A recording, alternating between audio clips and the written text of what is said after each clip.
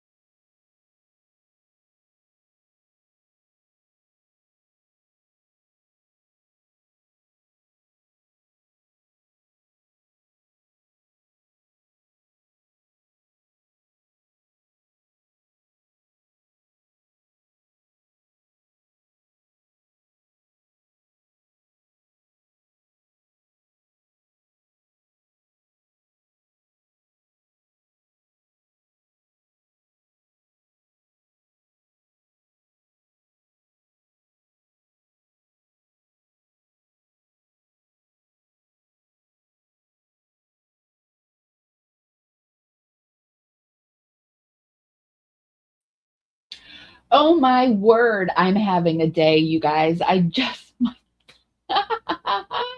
It's one of those connectivity days, weird stuff going on with the interwebs. And I planned this live for you guys to do on Mormonism, but the content creators that were going to talk about it aren't able to make it today. So we decided, I do have a panel for you. Two have arrived, and we decided that we would save that panel for the day when that we have more of an expert panel, because these are the two content creators that have lived it or know more about it. So today we decided that we're going to just do an HTC panel where it's just an update where we just talk about this and that. And I have Amber from Into the Weeds podcast with me, and I have Amy Boston. Hi, guys. Hello. Thank you for having me. Yeah, Well, thank you. for being here. Sorry about all the issues. You're all good. Content It creation happens, is girl. fun some days. Yeah. Right? So, what do you guys think about all the stuff that's been going on Hidden True Crime? What did you think about Amber? What did you think about and Amy about them showing up on Vinny? I thought about this. Maybe it was a pre-recorded live that they had done before. Why do you think he had her on? That's a very interesting question, and I'm really not It is. sure. I really haven't been paying a whole lot of attention to the hidden true crime stuff because I've been cranking out so many Gypsy Rose videos. But I did see them on there for a little bit, and I was not taken aback, but I was like surprised that they would have her on there. Same. I felt like it was like a reputation rehab for her too. Yeah. It was a totally different topic. It kind of like a distraction from what was going on in the interwebs. And it was her trying to be like, I'm a real journalist. I'm not a POS like everyone's saying I am. That's the vibe I got. I don't know about you guys, but Well, I was watching in prep for the Mormon thing. I finally got into her Mormon stories episode. Have you guys watched? Oops, that's right, covering you up. Sorry, Amy. Have you watched her Mormon stories episode? I have. I had a really hard time with it. I did too. It was hard to watch. It was really boring. It was boring and it was cringe too. Like, I watched the whole thing post 9-hour spiral. So I was watching it through the lens of knowing what happened with with her. So I did watch it from beginning to end post that. I had seen clips and stuff before, but she's very uninteresting. And does anyone else like, I got the impression from John and from what is it, Mandy? Mm-hmm. Okay, Mandy, that they weren't buying what she was putting down with a lot, because John Dehlin, say what you want about him, he does know a lot about Mormonism and its history and all of the details about the about the leader there. And so I was picking up that they weren't buying it all, you know. Mm-hmm. Well, there was a Reddit post by Mandy that came out, and she was saying that during that interview, there were some things that she really questioned Lauren about, and all of this is making her feel even more like what's going on. Because I remember doing something on the Mormon stories. Yes, here. Let me share my screen. All right.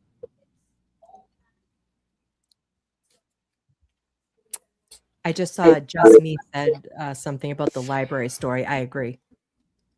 So here was the Mormon Stories co-host drops a bombshell about hidden true crime.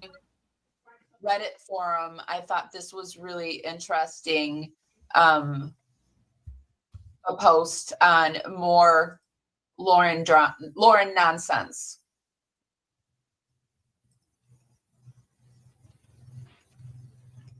Lauren nonsense. I'm sure I'm going to get into it. All right. Let me get myself there. All right. Silence can be interpreted as support. I don't want to stay silent. Hi, everyone. Mindy Caldwell here. I have appeared several times on Mormon Stories podcast with John Dehlin. I'm sorry, you guys. I don't know how to say that last name. Lauren Matthias, Megan Connor, and Dr. John remotely. I'll start by saying that I deeply value my friendship with Dr. Dehlin and would never speak for him on this issue or any other. John is a sincere guy with a big heart, and Margie Dehlin is one of the warmest, most genuine souls I've ever known. I adore them both. I've spent many hours in the Mormon Stories studio with John, Lauren, and Megan. I care about all of them. We have worked hard in our collaborations, and I'm proud of the episodes we have released. A little backstory on my relationship with Lauren and HTC. I told my friend Dr. D years ago that I've been doing a deep dive on the Daybell case, so he asked if I'd like to join him with the Matthiases on Mormon Stories to talk about it. I came prepared to those interviews with a binder full of detailed notes, and the others nicknamed me Binder Mindy. I have always relied on my trusty notes and deep research as a way to contribute to the conversations. I have been effusive about HTC in the past, and have found value in much of their content. I have praised Lauren for her work ethic. The first time I met Lauren in person was at a trial in Boise. She and her friend Sarah generously allowed me to stay with them, for which I'm grateful. I saw Lauren's hustle and tenacity behind the scenes and was impressed by her. Outside of our collabs discussing the Daybell case, Visions of Glory, and Frank Hildebrandt, I have followed HTC's content less in recent years, mostly because of life getting busy and also just feeling drained from true crime in general. When I accepted John D's invitation a few months ago to join as a co-host for Lauren's personal story, I was unaware at the time of any of the drama behind the scenes. In retrospect, the timing of the interview raises concerns, but I will confirm that John has wanted to interview Lauren for a long time, and I was happy to participate. I sent a message to Lauren and Grayson shortly after the 9-hour live to extend my support. There were moments during the long live where things weren't quite adding up in my mind, but my message of support was mostly in response to the evident distress of the situation. Since then, I've spent many hours consuming content and sifting through information, including frequent visits to the subreddit. I appreciate what has been shared. It's a really good subreddit, you guys. My Mormon faith deconstruction has taught me that there is freedom and great value in learning to think critically. I spent the first 40 years of my life following the church path with gusto, and the past 11 years meticulously attempting to detangle a lifetime of conditioning. I have learned the importance of challenging confirmation biases and examining evidence despite devotion of loyalty to the subject of examination. I recognize that I only have a hangnail's worth of skin in this game. I don't produce my own content and keep a pretty low profile in general. I'm not a keeper of any damning information and don't know most of the people involved in this drama. The HTC rabbit hole started out as confusion and sadness several weeks ago. I had high hopes for the We Respond video as a way to bring clarity to the situation, but instead I was catapulted into an obsessive quest for more information. My metaphorical binder is bursting at the seams, even considering the mounting pile of incredulous moments of discovery these past weeks. The copyright suit against Kresha and attempts to silence people talking about it is a line in the sand and led me to finally say something publicly. What the hell, you guys? Very poor form and so incredibly disappointing. So she did speak out, and it did seem, somebody I saw in the chat, somebody said, like, they really doubted her library story, which I did too. She said she was at this church library and researching all of, what's the guy in this story, the Joseph Brigham's, all of his wives? Joseph Smith. Joseph Smith. Sorry, I got Brigham Young and Joseph Smith.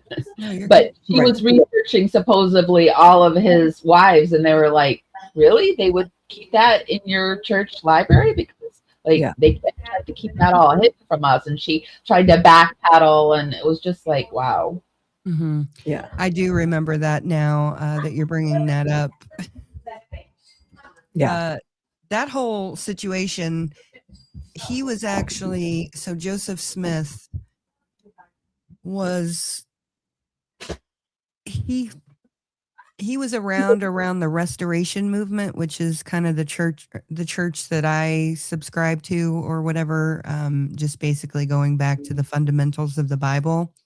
Mm-hmm. And our group kicked him out and said, hey, go away because you're too crazy. But he formed right around the same time. And there's a lot of literature that I've read way back in the day, but he was just a charlatan from the get-go, and everybody who had any real dealings with him saw that. So the fact that a whole religion and a whole state, is basically just like built off of this one guy and his weirdness is just unfathomable to me, but I guess that's the way it goes sometimes. I think it's why it reminds me of Scientology. Yeah, 100%. Mm-hmm. Yeah, actually, they say that L. Ron Hubbard, Joseph Smith was someone that he based a lot of the Scientology principles on. There's uncanny matches from how they operate and how Joseph Smith operated. Yeah. There was this Western that came out recently called American Primeval, and it has a lot of LDS Mormonism in it, and it talks about, it shows how the settlers were trying to cross the Mormon territory, and they were trying to pretend like it was Indians massacring people because they were trying to charge people to cross through their territory. And I guess it's based on real true sort, like they really did this. So well, and the whole state of Missouri had a law where you could run out Mormons or kill them, on sight, because they were coming in and taking, their young daughters and stuff, and trying to create a lot of craziness in the state of Missouri. And it wasn't even repealed until the late 70s, I believe. I found this stop the LDS church from paying influencers to preach. I mean, they even have a GoFundMe to try to stop it. So do you find it weird that we're talking about the Mormon church funding influencers, but yet they don't pay their bishops or their stake presidents or anything like that?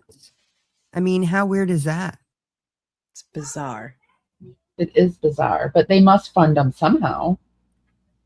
No, it's considered a calling. It's considered service to the Lord. Yeah, that's true.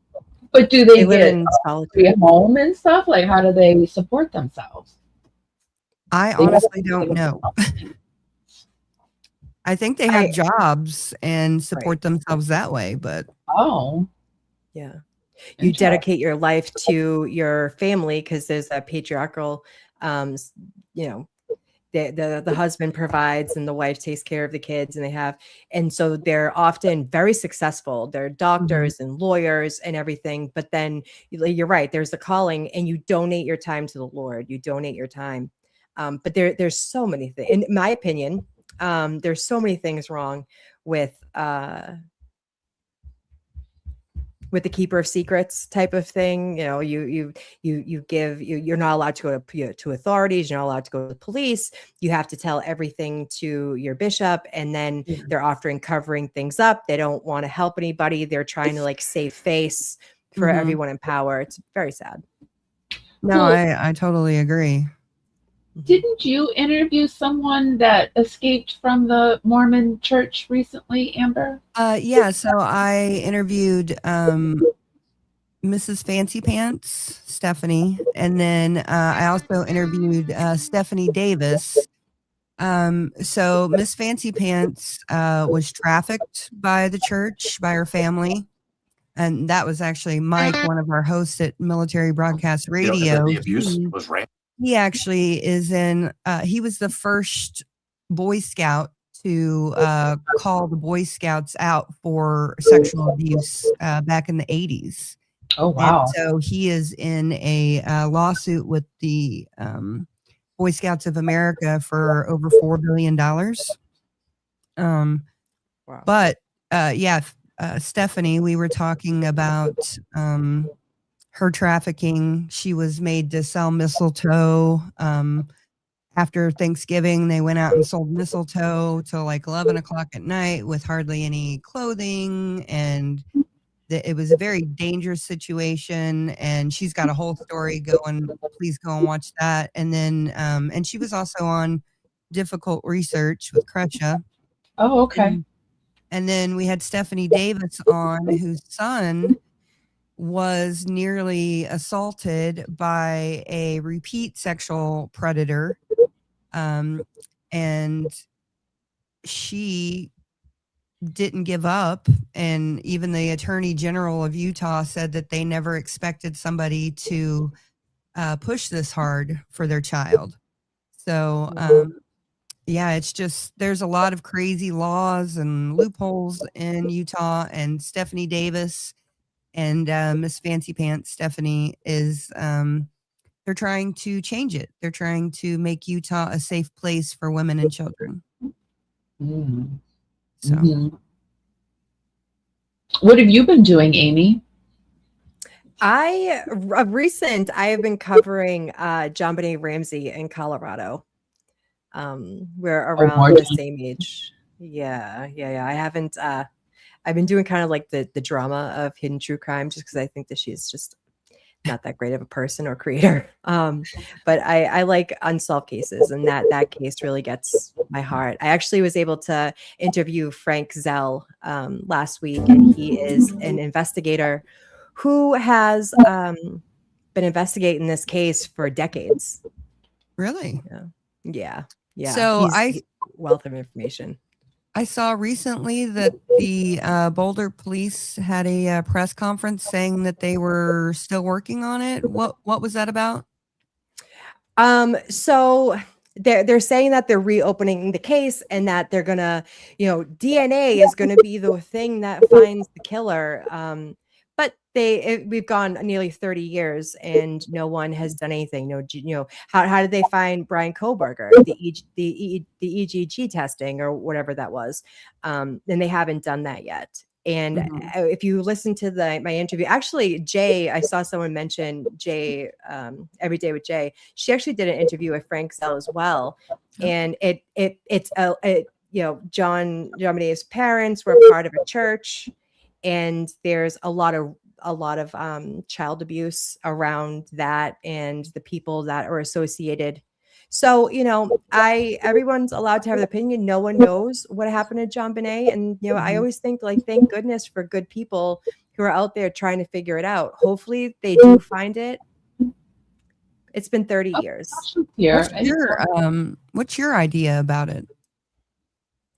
I always thought that it was a person from the party that they had the Christmas party, or the brother, because that's the only information that had been given, right? Mhm. And then I started looking into different podcasts. I was watching different creators and Frank Zell, and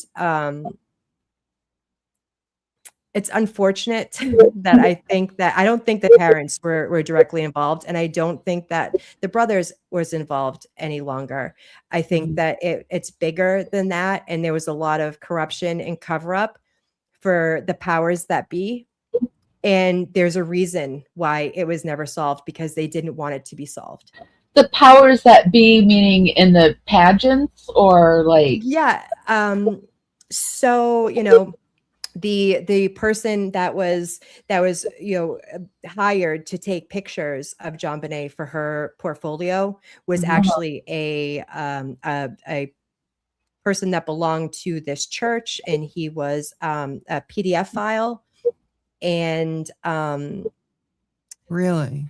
yeah, I mean, there's so many layers. I'm sorry, what church is this? I believe it was called St. James Episcopal Church. Okay. Yeah. And there people have connections to the Epstein and Ghislaine Maxwell. Apparently she knew the Ramseys, and he was kind of operating back then too. Really? And meaning the powers that be, I think that the people that were really trying to figure out what happened to JonBenet were actually taken off the case. They were fired. Anyone that was really trying to find out was removed from the case. The DA, the Colorado child estual scene runs deep, and it's like lawmakers and so Really? yeah. And What do you he was think about Kresha going after John at CrimeCon? That was I awful. don't think that was awful. Okay. Don't- Leave Joe yeah. alone. Yeah. No one should be going real life on anybody, right? No. I don't agree with that whatsoever. Like, Mhm. if I want to talk about it, like, this kind of like the same with like Lauren, like, stop going after families, like, leave the family. If you want to objectively talk about a case that you're not inserting yourself into, no, stop contacting people, stop getting their lives. For her to go on there and then bash Ashley Banfield just for having her own opinion, I'm all about free speech and opinions, and they haven't solved this specific case for 30 years. I'm allowed to have my opinions. You collect information, and I reserve my right to change my mind, right? Yeah. Her going after him is terrible. She doesn't know what happened. Yeah. And for all appearance sake, he's been trying to find out what happened to his daughter. Whether he knew the people or not, he may have indirectly tried to cover up the who knows? I don't know what happened tonight. Mhm. But I hope someone figures it out, because that little girl was disgusting what happened to her. Maybe it was abuse that went too far, right? Mhm. Maybe it was happening to Burke too. People are like, oh, he talks weird. Something He's was odd. happening. He's this. Something was happening to him, Amy. You don't play with Something. poo. You don't play with poo and put it under the tree and stuff like that, and have nothing's happening to you. I don't think so. That's like one of the most extreme things kids do. Yeah. I mean, I've worked with kids for 25 years now, and kids do things for the weirdest reasons, and sometimes there's absolutely nothing happening to them and they act out, and other times it's completely a sign of abuse or something happening. So you just have to be aware and pay real close attention, I don't know. I just think poo play is very serious. Like, working in the foster care system as a social worker, Right. That was very worrisome for us when it got into the poo play. Yeah. Yeah. I've seen a lot. Right. So, Or yeah. yes, I'm preaching to the choir. I know. Yeah, no. Yeah. But Very sad. actually, All of it. yeah, I was with Maggie Zingman, the mother of Brittany Phillips, who was murdered in Tulsa. And she had a really great idea about a show. And so I think we're going to put it together. But what it is she wants to talk to parents, the victim's parents, and have a discussion about how law enforcement, after so many years, should allow the families to decide whether it should go to another agency or department or whatever to get the case solved, instead of it just sitting in one department's evidence room for years and years and years. I love So, that. Fresh yeah. eyes, right? Yeah. Is that something legal that can be done, or is it just I don't know, but we're going to have the conversation about it. And before we have the conversation, I'll know more about it. But it was just an idea that she had because we had met the father of a victim at the Tulsa parade last weekend, last Saturday, a 16-year-old who had been murdered. She was pregnant, and 2 days later, she was murdered after she told her boyfriend. And her name is Dina Dean, and there's actually something on Netflix or Hulu, I can't remember, about her, and that happened in Tulsa. So we're going to have her father on as well. But it's just these families for so many years, they're never given any updates. No one's working on the case. And I can't even imagine just sitting there for years, just thinking and searching and trying your hardest to figure it out on your own. And that's what I've noticed with all of the family members that have come on my show is that they're the ones that are doing the detective work. They're the ones that are breaking the case open. It's not the detectives. I agree. And just the not knowing, the pure torture of not knowing for all these decades what happened to your children. Yeah. I'm all about protect children. It doesn't matter if it's my kid, you can somebody else's kids. Right. Yeah. I'm sorry, Amy, I thought you were done. I keep talking over you because I think you're done. I'm so sorry, Amy. I think you're done with your sentence, and then I just jump in there, and then I'm jumping right on you. I'm sorry. You're good. I just, with children, it's like, I like to say this too. It's like when a child goes missing, or if child's getting hurt and stuff, it's never the boogeyman. Yeah, it's never the boogeyman. It's the people that you know, right? Yeah. There was actually you were done. So there was a case that just broke out in Massachusetts recently of a bus driver, right? Like I said, I have a very young son, and I put him on the bus every day. I wave to the bus driver and everything, and he's getting all types of charges, all types. And he's finally taken off the job, but he's been a bus driver for 30 years. Oh, wow. How many people have you heard? Kresha, do you want to come up? I see you're in the chat. Sorry, Amy. You're good. So I was going to say, Amber, didn't you have a missing family member that you was missing for a while and you finally found? Wasn't she missing for like 2 years or something?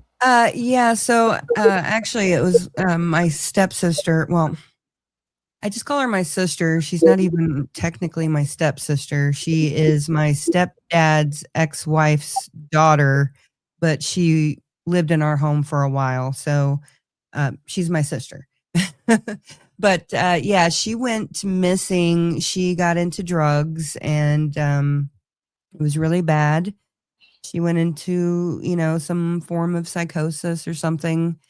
And my sister and her mom tried to get her help, and she ran away, and we didn't know where she was and hadn't heard from her in like 2.5 years. And then finally their mom was like, hey, we've really got to find out where she is. And so my sister took it upon herself to, find her. We finally found her with the police's help.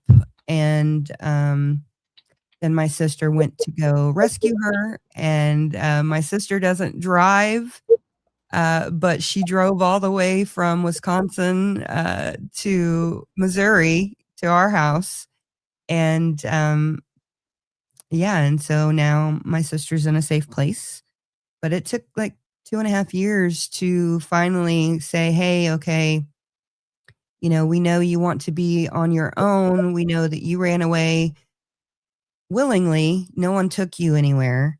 So it's tough for families when that kind of stuff happens, because you don't know if even if they left willingly, they may have run into trouble or something may have happened to them. And so that's what we found out with Shannon LaFleur. She ran away willingly, and she was gone for 2.5 years. But it took a plea from her teacher to get her to come out and say, hey, I'm here. I'm okay. So. Yeah, her aunts still thank me for helping them. Thank us for helping them. Yeah. It's tragic. I'm glad she was found alive. Me too. And I'm hoping Chanda Lore Sanders is found alive as well. I have hope, because there was a potential sighting of her last year, but we don't know.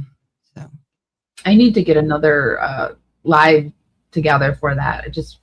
I don't know. You've been so busy and I've been so depressed. So well, no, and with Chanda's family, I haven't heard anything from them in a while, because I got them hooked up with the MMIW representative for their tribe, and so they're doing things with them. So I don't know what's going on, and I haven't had any updates or anything.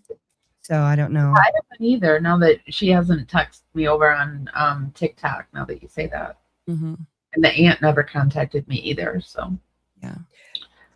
Can I ask you, girls? What's your thoughts? Have you guys followed the Celeste Rivas Hernandez case?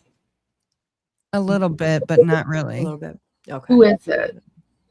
David, the singer with the 15-year-old girl. David. Yeah. Yeah. No, I didn't really get into it. No. It's that tragic. It's everybody knew where this young girl was. Yes. And they didn't do anything. Yeah. They didn't do anything. They found her finally then? No, well, they end up her family contacted TMZ when she was found in her 20-year-old boyfriend's Tesla frunk. Oh, that's right. The trunk. She was in the trunk. The trunk. Yeah. But the parents and her family had known where she was all that time. And I have different thoughts about that, because I can imagine being a parent, you know where your child is and they won't come home, but at least you know that they're safe. Mm-hmm. But also, like, she was like 11 when she met this, like, and like, in my mind, an 11-year-old shouldn't be messing with an 18-year-old guy, right? Mm-hmm. And you knew that was her boyfriend. It's just like there's so many different factors of that, and and at the end of the day, a young girl was found tragically killed, and it's absolutely heartbreaking. My stomach would hurt reading and watching things about it. Yeah. Well, the crazy thing is I have known so many parents over the years who allowed those kinds of relationships to go on. Yeah. I mean, I remember being in the 6th grade in Lawton, Oklahoma, Fort Sill. And no, take that back. I was in the 5th grade, but there were 6th graders who were dating GIs. And then when I was in the 7th grade, I went to a slumber party, and like 3 or 4 GIs came to the slumber party and hung out with all the girls, made out with them.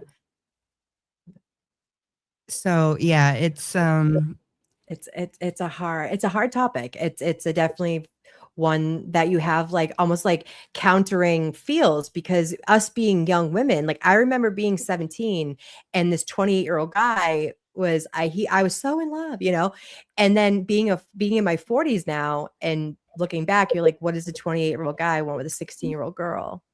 Mhm. You know, and so there's so many different factors into it, and it's just so sad. But you think it's so cool at the time, because I remember going away to camp and talking to the camp counselor while we're at home, and it's like so messed up. Like, that's messed up. That's messed up. Amy, Kresha says that link brought her to her own studio.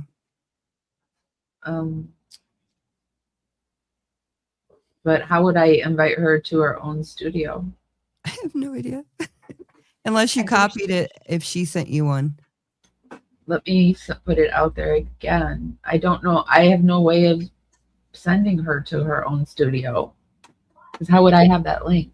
Oh, if she, no, it brought me to mind too, because we have StreamYard. I think if you just click it, like you can accept it and like to stream to your own, but it will bring you into this. I believe that happened to me as well. I always go through my own studio to get into other people's studios. But yeah, me too. Mm-hmm. Well, you just click through it. You go into the link. You click through the link, and it'll bring you into my studio. Because that's the only link I have to give you to the studio.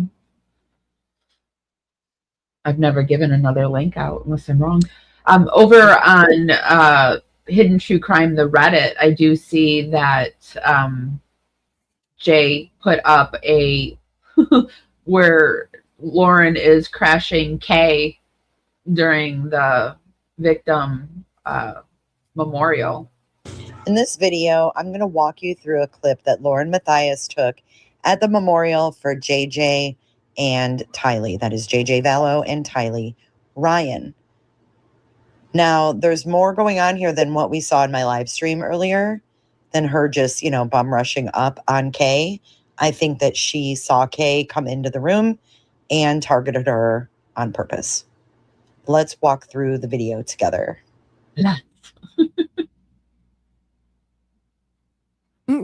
There's Kay. First, you're going to see Lauren walk into this room where the memorials are. I never realized how much Kay and Kresha sounded alike until you got them up on the same panel. And I thought telling who was who. Set up with all of the mementos of JJ and Tylee. And I'm going to show you the exact moment where I think she spots Kay Woodcock in the room. Oh, and I just met a hidden gem here, everyone. I'm keeping your privacy, but I'll come say hi. Caw. She has spotted Kay Woodcock. Now watch what she does next. She beelines it to her, I bet. Kim, I just met Kim. Zero shame. Goes up in the air. Boom. I'll come say hi in just a minute. Oh, it's Kay. Oh, she'll talk to her in just a minute because she's got to go exploit Kay first. Oh, yay. Oh, yay. It's beautiful.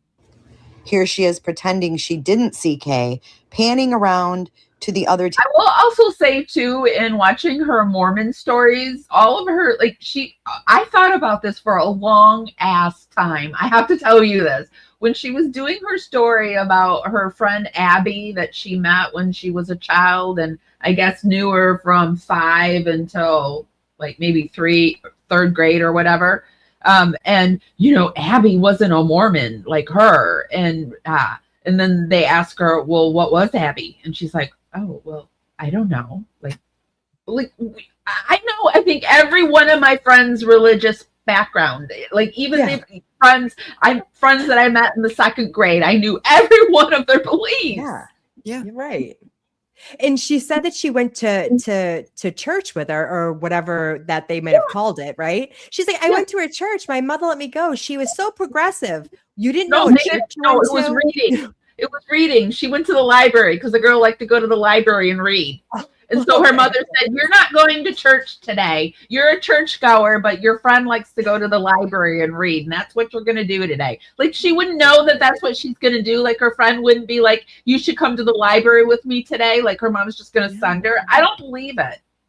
Right. And then she broke into the library, remember, to unfold the Joseph Smith controversy when she was in 6th grade or something. Right? And John DeLynn was not buying that. I put my salary on John from the vibe I got. He was like, oh, okay, Lauren. I'm going to have to go back and listen to that. I remember it vaguely, but I think I was trying to fall asleep. I'm gonna watch it. I'm gonna do a live.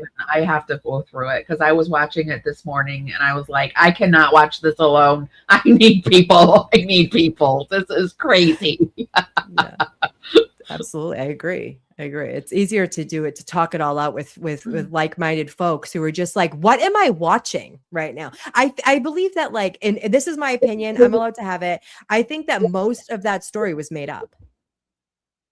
I think so too, Amy. I think so. You're talking about that's just the Joseph Smith and his wives and everything. Her whole life. Her whole life just made up. I think that was Abby a fictitious person? You know, well, it showed me that she didn't have friends. Like, she didn't know how to be a girlfriend because so she had Abby from like 5 until however you are in the 3rd grade. And then she said she couldn't make friends. And then they moved to this town where she really couldn't make friends. Nobody liked her. And then she moved back. And then she kept saying that her dad liked to spend time with her brothers, but she liked to go out and make friends. But she didn't have any friends. So she couldn't keep friends. So yeah, she said it over and over and over that she couldn't keep friends and she was the ugly duckling. And this is the thing. I can feel for someone like that, right? I can feel for someone who was awkward and kind, like I've always been kind of like a bigger girl, right? And I'm tall and I can get not feeling very good about yourself. And I can sympathize with that. But when you start weaponizing that mean girl attitude because you think that the world has done you wrong, is a step too far in my eyes. Yeah. And she turned into the person, in my opinion, that she either strived to be as a child because she didn't have these girlfriends, no one ever liked her. And her family background's very interesting too, with her father being in prison a lot, or just being a criminal. Her brothers allegedly are criminals. And so when you're coming up in that world and you have no identity of your own, I can imagine that her life was really hard, and I can sympathize with that. I can. Well, I come from like a family that gets in trouble a lot with drug use and all that stuff. So I don't hold anything like that against her or anything, but it just seems like she's a victim in this whole thing. And I never saw where she was a victim ever presented to me. Yeah, I'm not seeing it either. Mm-hmm. It seems like it was in her own mind, right? Because if you have an identity problem, you don't know who you are. Like I am an addict. I've been sober for quite a while, knock on wood, God willing. But kind of like owning what your true history is, and then being authentic, that comes across. I've never gotten an authentic vibe from her ever. Mm-hmm. Right. And that's sad. Like, to me, that's sad. Like why do you hate yourself so much, type of thing? Well, I was very embarrassed about my upbringing. So like, when I lived in Arkansas with my dad in Northwest Arkansas, Duggar territory, that's where I met Mrs. Duggar. I was very embarrassed about my mom's living situation because my mom was, at that time when I first started there, a single mom. We were on food stamps and commodities. She was a drug addict. She had friends that would take care of us. I mean, as in like they would move in and rent a room or whatever, things like that. So that's how we would pay for things and whatever. But my life was like really, really complicated and I had a lot going on. But I would be so embarrassed when I lived in Arkansas to even mention that kind of stuff that I just never even talked about it.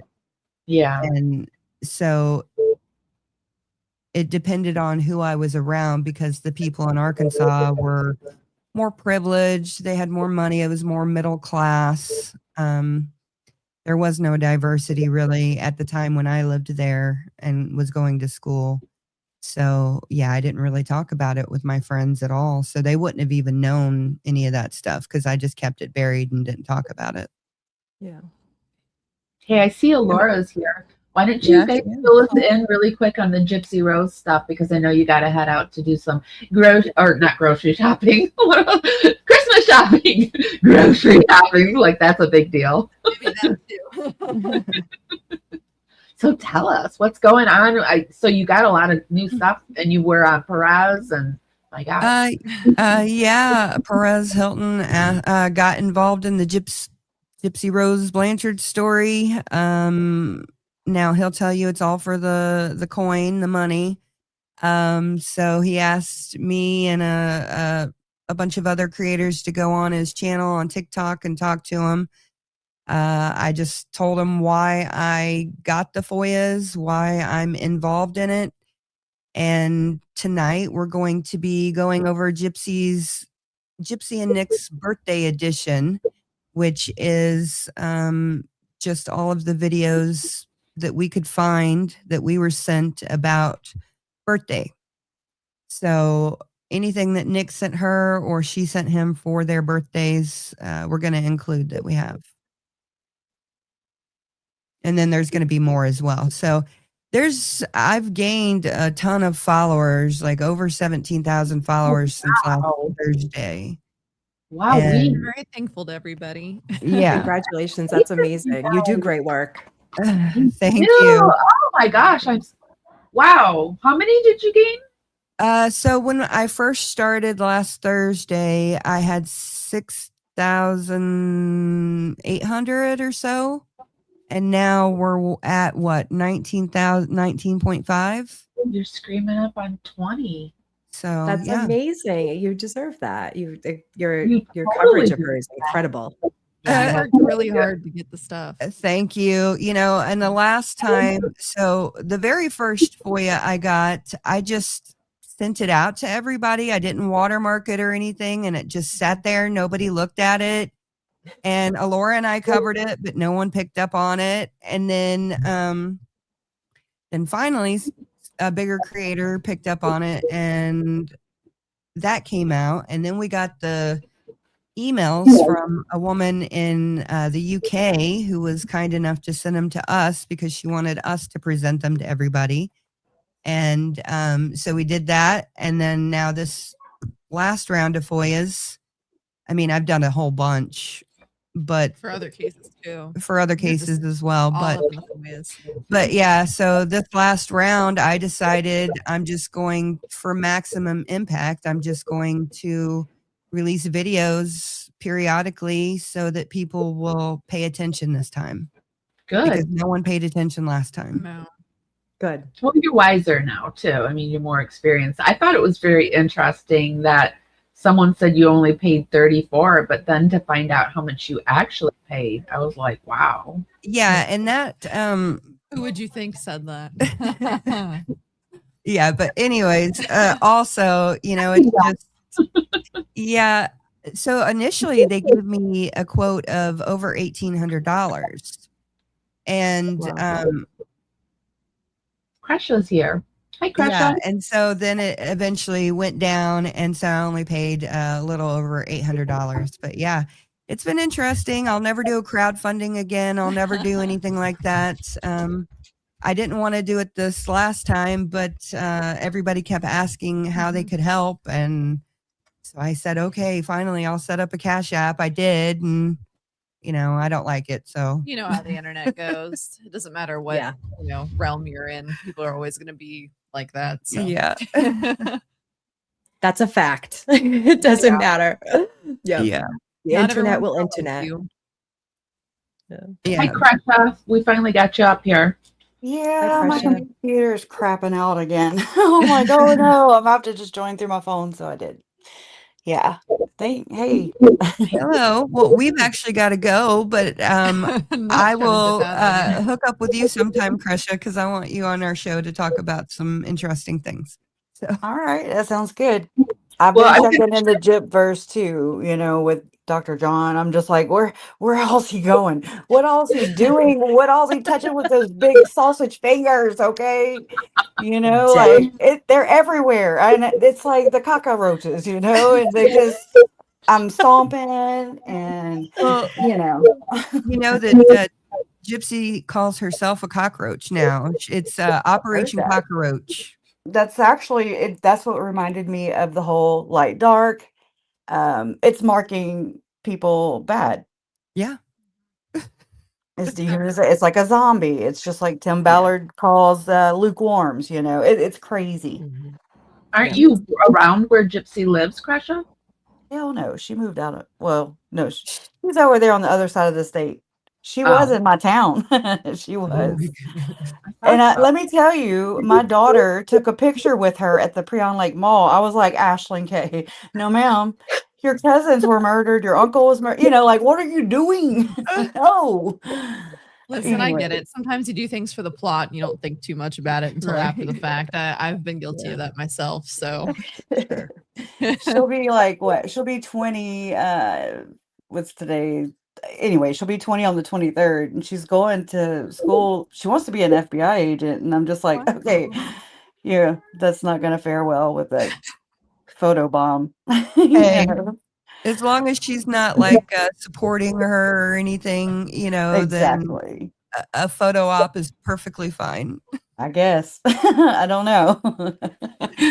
Okay, Haven't- well, we're going to have to go, but I hope that everybody has a very blessed day. You too. You too. Join Thank them. you. This is their channel. Be sure that we'll put everything down in the show notes. Kim is putting it over in chat. And yeah, thanks for joining us. I'll reschedule the Mormon one. I'll email you soon. Okay, awesome. Thank Have you. fun. Bye, everybody. Merry Christmas. Merry Merry Christmas. Christmas. Bye. This Bye. is their channel. Be sure to head over tonight. They're going to be doing a Gypsy Rose live. Uh-oh. Fantastic. Okay. It's so good to finally get you up here, Kresha. It went quiet. Are you okay, Kresha? Hello. Kresha. Uh-oh. Is it me or you? I can hear you, and I think you can hear me. I can Yeah, hear you. we can hear you. I don't Yeah. think we can hear Amy. You can't hear me? Yes, you're you. Yes. Power. I don't know. The host. It's Amy. Kresha, I'm Amy. But then I'm like, wait, her name's Amy too. And so I'm like, okay. Oh my gosh. All right. Yeah. So what Can did we you hear her think now? we No. were told? Oh, Kresha, can you hear me? You? You're confusing me, Kresha. Kresha, can you hear I'm gonna mute me. Here we go. Kresha, can you hear me now? Can you hear me? Who? Can you hear Wait, me? let me I yes, think I might can have been hear on you. mute. I was on mute because you can't take me anywhere. But I couldn't, right? I couldn't hear I her. was talking. I'm She's talking talking. like I see her mouth moving, but I don't hear her. Kresha, Amy, can you tell Kresha to leave and come back? Let me mute Oh you. no. My mic was on mute. No, she can't And, hear me, Amy. Can you tell her to leave and come back? Kresha, could Amy said, can you leave and come back so that if you can't hear Yes. her? Mhm. Okay. Okay, let me try and get out of here. Okay. It's one of those days that I don't know. Mercury's not even retrograde. It went out of retrograde, so I don't even know what's It's going like- on. It's like there's like you have like personal stuff. You say you're having some, and there's like the holidays, and it's like everything kind of combined, and then everything kind of like piles on, right? And you're just like, well, today's just not the day. This is where I would lay in bed and watch true crime.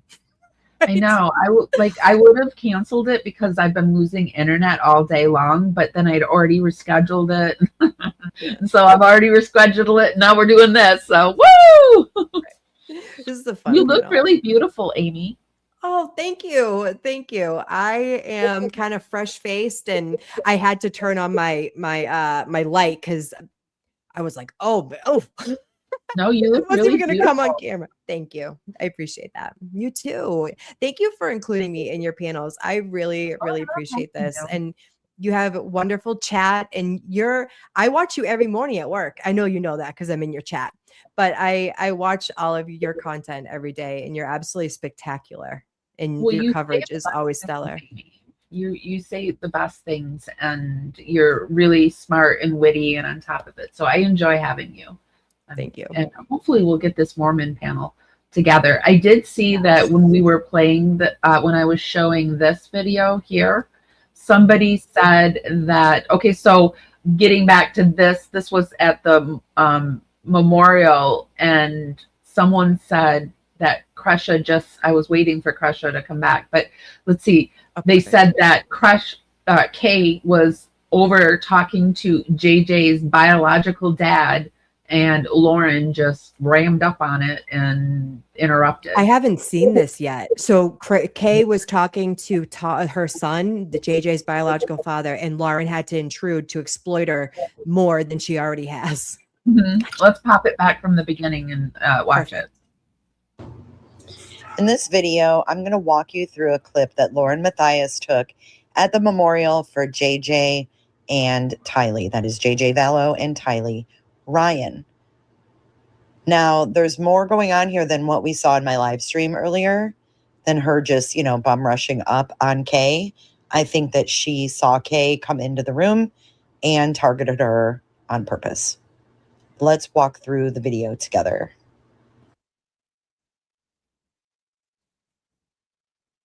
Ugh. First, you're going to see Lauren walk into this room where the memorials are set up with all of the mementos of JJ and Tylee. And I'm going to show you the exact moment where I think she spots Kay Woodcock in the room. Oh, and I just met a hidden gem here, everyone. I'm keeping your privacy, but I'll come say hi. Caw, caw. She has spotted Kay Woodcock. There you are. Now watch what she does next. Zoom. And Kim, I just met Kim. Huh? I'll come say hi in just a minute. Oh, she'll talk to her in just a minute because she's got to go exploit Kay first. Oh, yay. I mean, can't wait to see it. Here she is pretending she didn't see Kay, panning around to the other tables. She knows damn well what she's going to do and what she plans on doing. Here she goes in for the kill. Oh, the flowers are beautiful. Thank you again, dear hidden gems. Oh, and I saw there was one from a Facebook group too. Even though this is her second live of the day, she's so interested in this Facebook group bouquet that was sent. So much so that she's got to get right over Kay's shoulder and invade her space. I want to show you. Been following this. They're called 50 Shades of Guilty. And that's Kay right there. Kay's daughter, Kresha, informed me that Kay was FaceTiming her son, Todd, who is JJ's dad, and showing him these arrangements. Her face said everything we needed to know. This is so intrusive. You're so right, Amy. Look at her face. Like, she's back off. Yeah. Is that, Kresha, is that your mom's back off bitch face? You would know. Face. Yeah, that's just like a what? She really was not aware of Lauren, I mean, not really mad, but just like, oh, okay, kind of. I mean, my brother was in prison at that time too, so just know that. So I mean, it was hard to talk to him and show him all the things, and because I ended up coming in and meeting, and I was kind of going along with her. Anyways, Lauren never mentioned my name, even though when we pulled up to the theater, I don't know what it was. I've been doing this for years. My family's been dead for years, but something about everybody got out, and then I just stayed inside the vehicle, and I was just like bawling. I don't know what it was. It hit me like a ton of bricks. And so I went in finally, maybe 45 minutes later, and I sat on the stairs and I bawled some more. Lauren walked up to me and she was like, "Oh, I love you, Kresha." And I was just crying, just upset.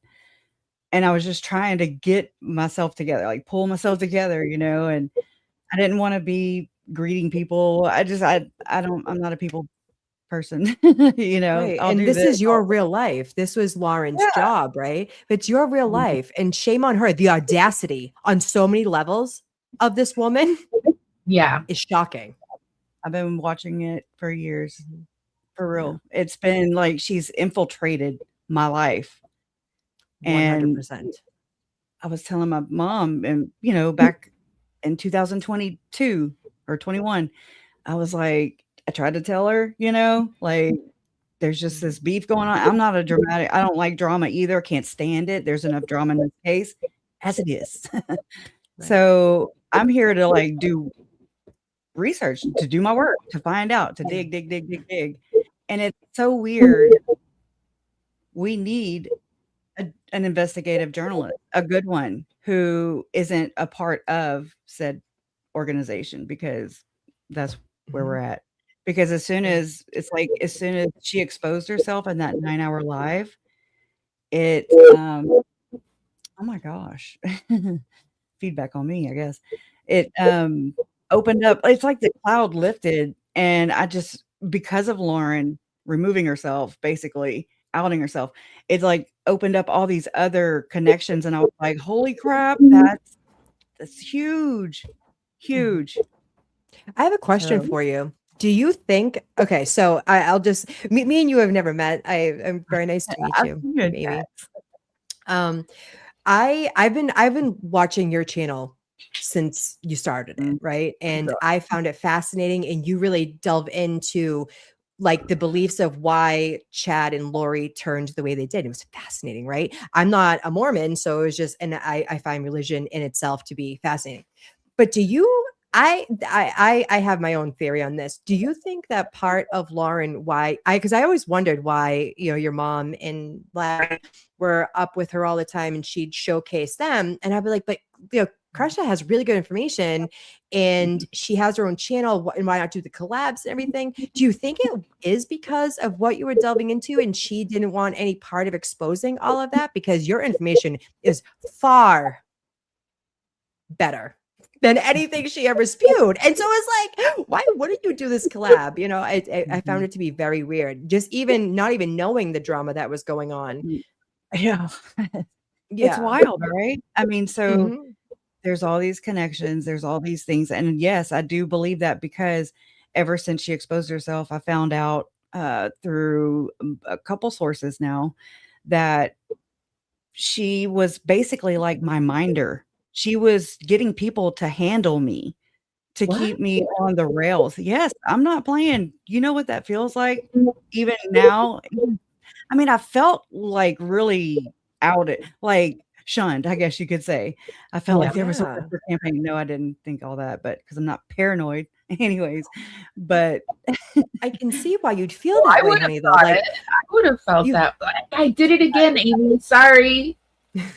Zip. Go ahead, oh Amy. no, no, go it's for not. it. Do it. I'm a chatterbox, but I just even just from seeing it from the outside and not knowing anything, I was just like, the case was like, whoa, and so tragically sad, but I could see it, and not even knowing what I was seeing, I was like, why? So if you're gonna claim to like support the family and all this stuff, but you're out, it seems like you were being outcasted even though you were doing your own things and you had such great work. I always wondered why. And I was a gem at one point. I thought that I mostly watched for John because I was like, oh, he's a psychologist. Like, why wouldn't I believe him? That has not aged well for me, at least. I'm Yeah. sorry. I always, It yeah. No, sucks. I have It so many does. It questions sucks. about his, yeah, I just, and so when did you feel like you had her kind of figured out? Like Oh when God. when does a problem start for you? Back in 2021 for sure. I remember seeing them, their podcast and everything, and I was like, cool, yay, But I also, now hindsight for sure, and even before all this happened, I was like, I remember them targeting my parents in these Facebook groups. Like she was selling up, like marketing and making it all pretty and shiny and like, hey, we are here to help family, and I was just like, oh shit, there's that, like I remember having that thought.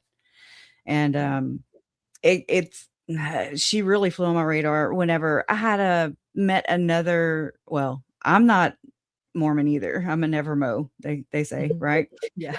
I never knew anything about Mormonism. I did not even know my aunt and my uncle were Mormon. Had no idea. I was raised Catholic, so Wow. was he. I mean, it was just like, what? Mhm. Thank God, Mom, we watched Big Love, Now let me go and watch it again because it was like, what the hell? I mean, Yeah. that's what it was.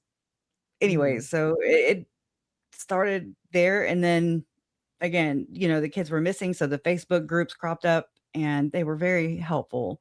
And like, because I don't remember like a whole year-ish, it's Yeah. such a blur. It was a lot of things. It was just, and there was more things going on than just the kids, there were, anyways, it was traumatic for sure. But Life's, right? oh yeah, that's a good one. But I mean, I remember uh, there were accusations against this girl that I'd met who was an ex-Mormon who, I mean, she finally graduated with her dual masters in research. I mean, from Utah, but she left the church. She actually is a lesbian, and they don't like her kind there. And They so sure I was don't. like, yeah, Okay. and I approached her, and I mean, I just, Not anyways, because according to all she Lauren's was. Mormon story. She liked What? everybody. Not according to Lauren's Mormon story that I watched today. Her parents were approving of everybody, don't you know? They were just all inclusive. They're not like normal Mormons. I I find believe that she called them progressive Moes, which I nearly fell off my chair. I was like, did she just call her parents progressive Moes? Did that just come out of her mouth? Yeah. Sure did. her buzzwords, right? Sorry, I had to insert that. Yeah. Good. I like it. That was funny. There's tons of it. So it's like, that's what I do too.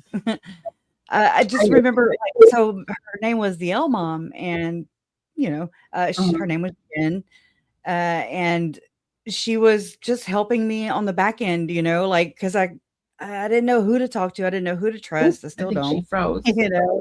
Oh shit. Am I frozen? Oops, so Can you still hear me? Am I frozen? you froze for a sec. Oh, Yeah, let me turn my camera off. Oh, Let me do she that. froze.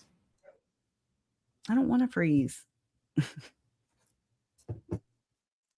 I about now? can hear her okay. Yep. Okay, I'm gonna keep my camera off. I've got to defrag my damn computer, apparently. I don't know what the hell's going on with it. Anyway, so yeah, Jen, she was helping me. I didn't know who I could trust. I felt I couldn't trust anybody. I didn't know how to explain it. There was so much information overload because I dove straight in, and this is like, it's like I had blinders on this whole time. I have not been aware of the dangers.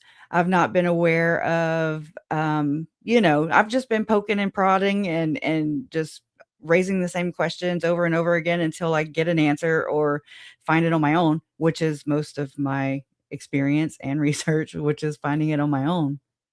Can you hear me? Yes. Okay. We lost Amy. Yeah. She'll be back. It's Mercury retrograde or something. So That's what she just said too. Yeah. Oh, okay. Well, there you go. Yeah. So basically this happened back then where there were accusations, not directly from Lauren, because it's never going to come directly from Lauren. Let's just get that clear. But let's just say that even my mom and Larry, when they picked me up, we were going to the airport to go because Lori became competent. Okay. So they picked me up and we went to the airport before we could even make it across the state line. I literally live like 30 minutes from Texas line. And they were like, they said something about hidden true crime being hacked. And I was like, don't even effing look at me. Okay. I don't even know. I'm just figuring out what hashtags and links are. Okay. Like, why? It's weird. And I was just like, wow. But my friend Jen actually has been hacked. And her life has been hell because of people like Lori Hellis, people like Lauren. I mean, Right. that's what they do. Yeah. They squash out people that they, or I'll say not really Lori, but she's, if I had to rate them, I mean, Lauren's on my shit list. And then Lori, Oh, she's not so much on my shit. She's less on yeah. my shit list. Yeah. But both exploitative, but I gotta Okay. give Lori respect in that aspect where she took the high road and she showed evidence to, her claims, but that doesn't correct all the things that happened, that she took part in against my family Yeah. and exploited, but yeah, so I mean, it just really sucks because there's so So much information that I did you needed meet help. Lori Hellis? Oh, sorry. Yeah, go ahead. Did you meet Laurie Hellis through Lauren Matthias, or was it like two separate and you knew these chicks like just separately, It, or did they come as the pair? Because that's how I was introduced to Laurie Hellis on the tubes. they came in separately, but Okay. found each other through the Facebook groups, and then they paired up, and then they uh, there was another YouTuber, Awen Reese, okay, and they Awen Reese shared some information that was accidentally or quickly or briefly published to the court website, and Awen's claim is that she got the information, Justin Lum got the information, and Nate Eaton got the information. But the court retracted it, similar to what happened in the Murdaugh case, back in 2022, whenever Lauren received the audio of a client attorney privileged phone call with Alec Murdaugh and his attorney, and she did not retract it. There's a whole news story on it. But so something similar to that shows us a pattern of behavior, where, so what it was, and it could make my family's killer walk. And that's, I mean, because it's appeal time, right? The state responded yesterday with an 86-page response to her appeals in Idaho to Lori's. And I'm just saying it's around this incompetency.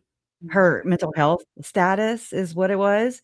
And I mean, who else is fishing for mental health diagnosis and stuff?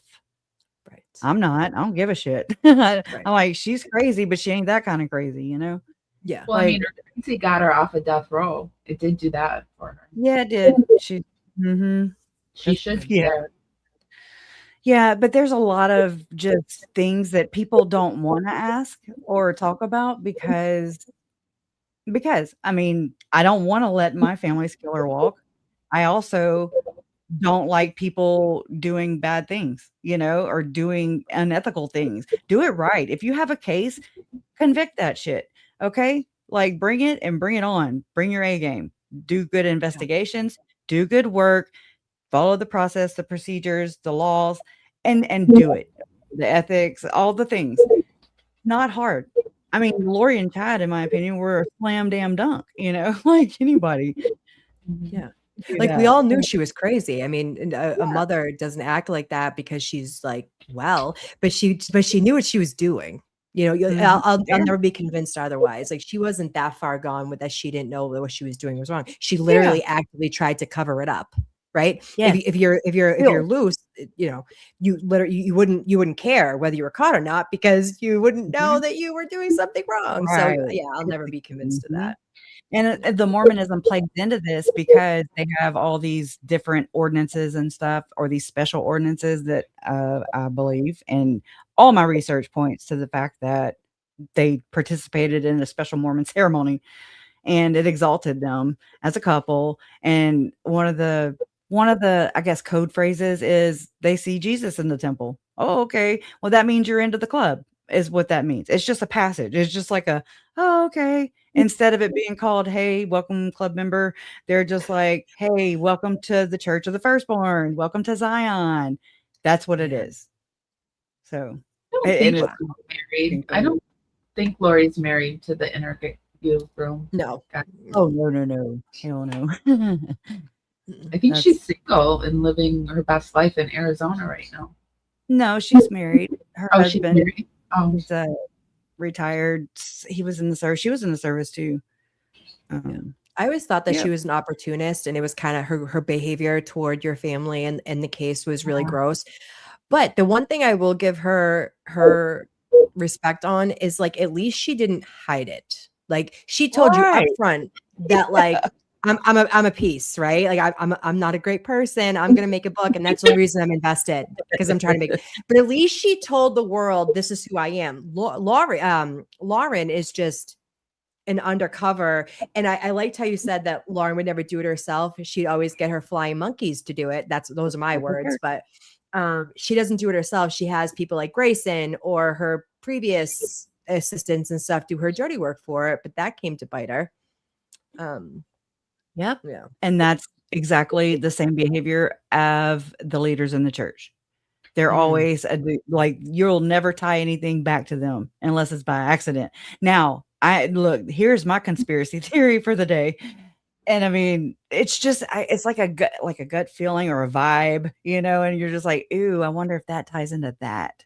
And I mean, I wonder if, like, I want to say in 2022, the church was fined by the SEC, a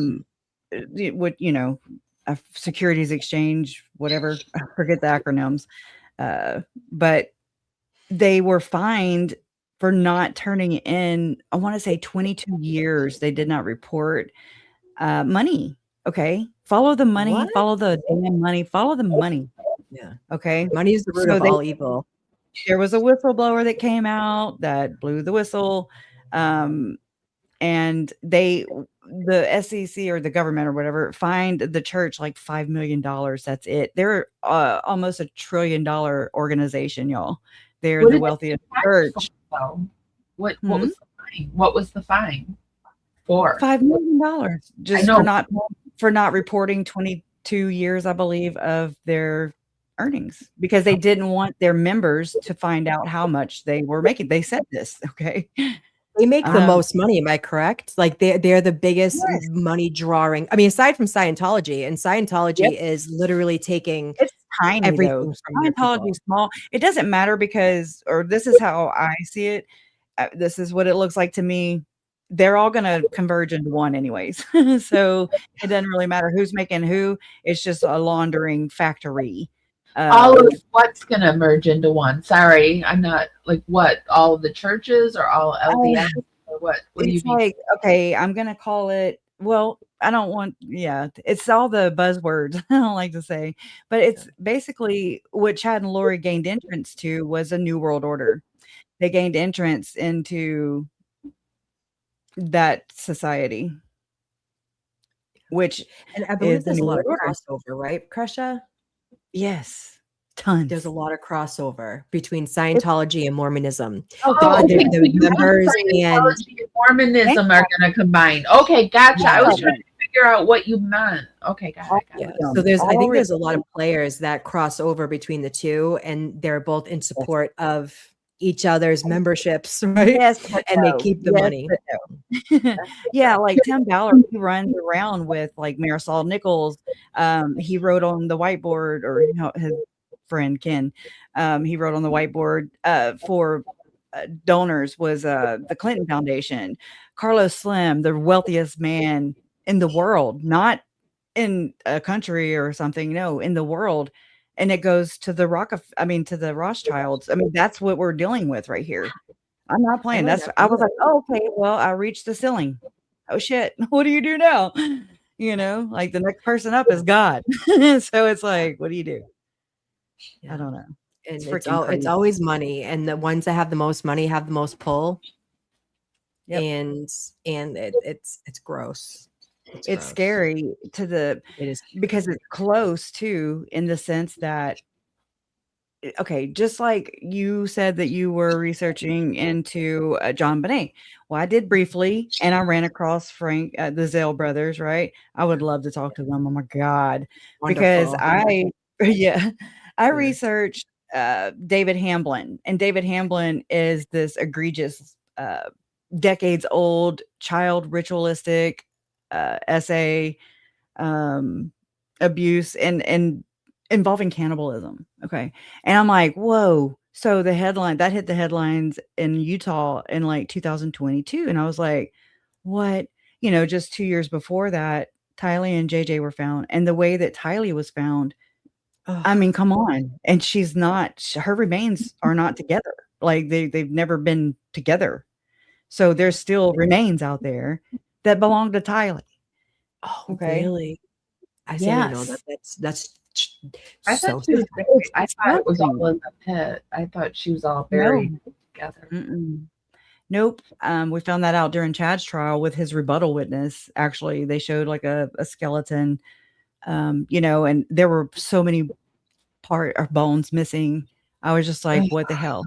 And not to mention, I mean, look, I research everything. I don't have to adhere to a court system. I don't have to sell it to a jury. I'm not here to sell anybody anything. I'm just sitting here like throwing these things out. Like, what do you do with this? Where does this go? And like, do what you will. Please do your own research and then come talk, that way we can talk about it. Yeah. Because I don't like to shut my mind off to things. That's the most stupidest, like, I can't fathom that, just because somebody deemed a word conspiracy theorist or conspiracy, oh, you're bad. Oh, you're off limits, you're marked, basically. It's like a cockroach and a zombie.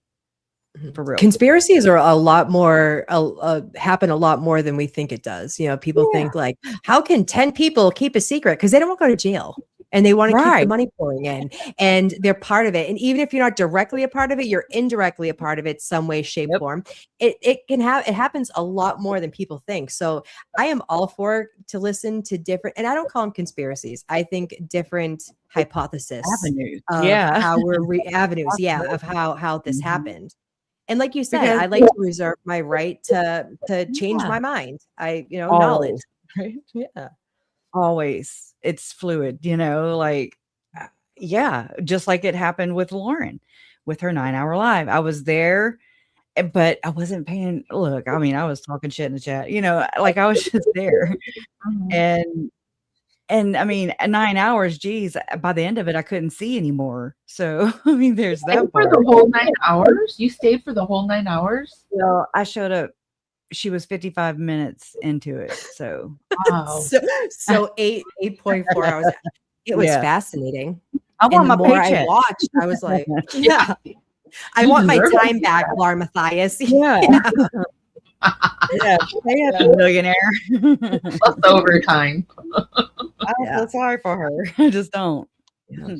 I mentioned to my during a live Kresha the other day about Megan, and everybody is very interested in doing some conversation on Megan and her problematic behavior, because you had sent me an email regarding some of the issues with Megan, right?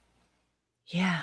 Yes. I now have questions about everybody. I question I mean, I have to now because I'm looking back and I'm going, oh my God, it was way worse than I thought. It's this.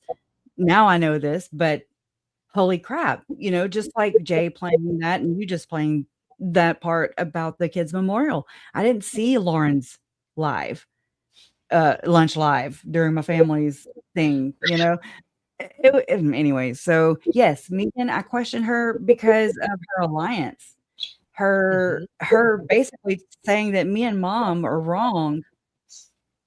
And I'm like, what? She told me that, but God, I dare to tell me that to my face. I'm just saying, like, that's you. She's got it all wrong, And I look, I'm not one to stand on who's right, who's wrong.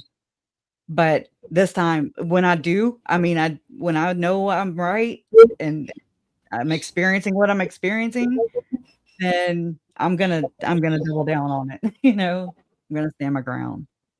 Well, she's standing 10 toes down on supporting Lauren for some reason. So, and I have to say this. Maybe you can visit it. Maybe somebody will. I know, like, I can't directly, or I'm not going to directly be able to analyze any of Lauren's footage, and I'm kind of leery about Megan and I'm kind of leery about Web Sleuth, so I'm having to like do it secondhand, you know, like, that way I don't get struck every 10 seconds.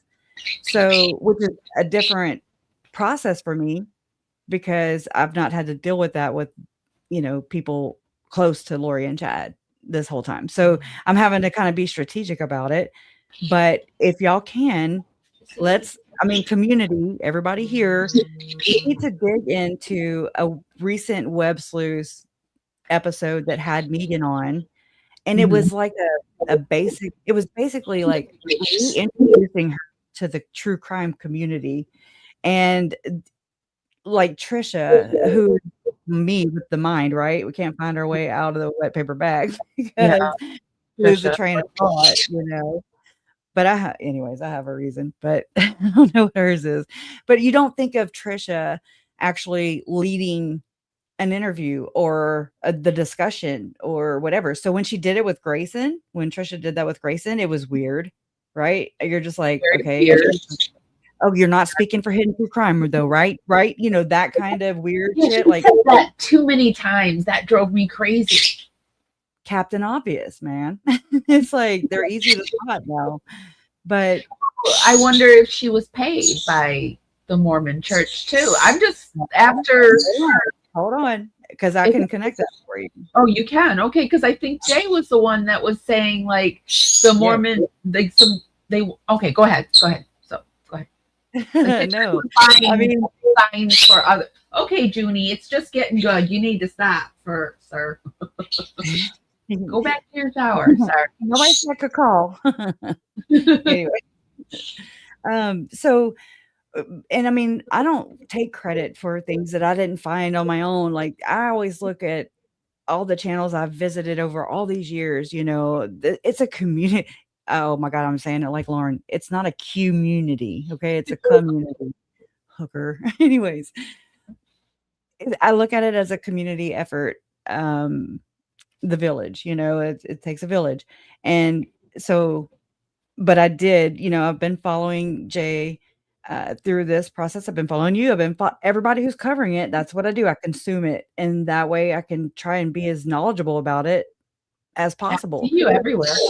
Not gonna be like Joe Schmo and be like, no, why would I waste 9 hours? Because you took part in her damn, theatrics, and you were, wrote a declaration against Christina. I ran it through ChatGPT and asked it, did he have any firsthand knowledge from his declaration? And it was like, no, it's all hearsay. He wouldn't have been able to go to court on it because it was all just told to him. And then he wrote it. It's like that. That's how simple though it is. That's scary as hell. And he should be ashamed of himself too. He is freaking the grandfather for F's sake, there's no. And they struck his channel down, and he still supported them. That's like a yeah. He was like, we were doing lives together, covering the ritualistic aspect of it. I just needed somebody to go over it with me. I don't put too much into people. I don't. My expectations is something I change because I can do that. If I get hurt or pissed off, I can only blame myself because I put too much stock into that person or too many expectations. So, it was cool, but I share the same thing with everybody. I'm the same way all the time, which is why I can sleep at night and Lauren cannot. So there's that. But I have friends too, and Lauren does not. And he kept shouting her out. And, I've told like Megan before, I want to say Joe before. I don't know that for sure though. That, I'm leery. I didn't pull out, say, I don't like Lauren because, again, I say what I need to say and that's it. I'm careful. And I had to bury my feelings, my experience and everything with her it's been 6 years. It's been almost 7, we're working on 7 now. Wow. Since all this transpired. So yeah, it's a long time. Plus it's all jumbled up with regular trauma, like just the regular going through your family's murder cases and trials. Okay. Yeah. So like I don't know, it's caused by, it's a symptom. So I remember Joe shouting her out and I was just like, Oh my God. I remember we were live one time and he was like, I was going to show, I think the pings or something, and of Lauren doing the pings or something. It was something. And he was like, well, should I text her or call her? And I was like, no, Joe, you do this. You say, hey, fair use. And that's what I said. It's fair use. And anyway, so I played the video or whatever. But anyways, I mean, I'm just saying that's how he was acting. And I was just like, what are you doing? Yeah. It was childish, like seeking approval, or I don't know, maybe doing it in plain sight. I really don't know what club he's in. And you have to know. Look at this now. It's controlled opposition is what it is. Yeah. Usually is. Yeah. And so people that crop up, even, because of this fallout with Lauren, there's going to be more controlled opposition that comes out of this. I mean, it's just, you got to constantly be watching and just be aware.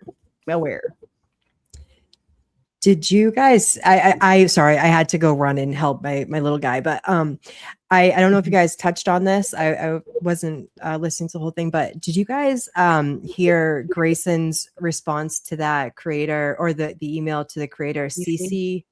Yes. Yeah. Trying to pull off the record or whatever, and trying to, that's what reminded me of it. Cause the controlled opposition of trying to sneakily try to get people on their side and to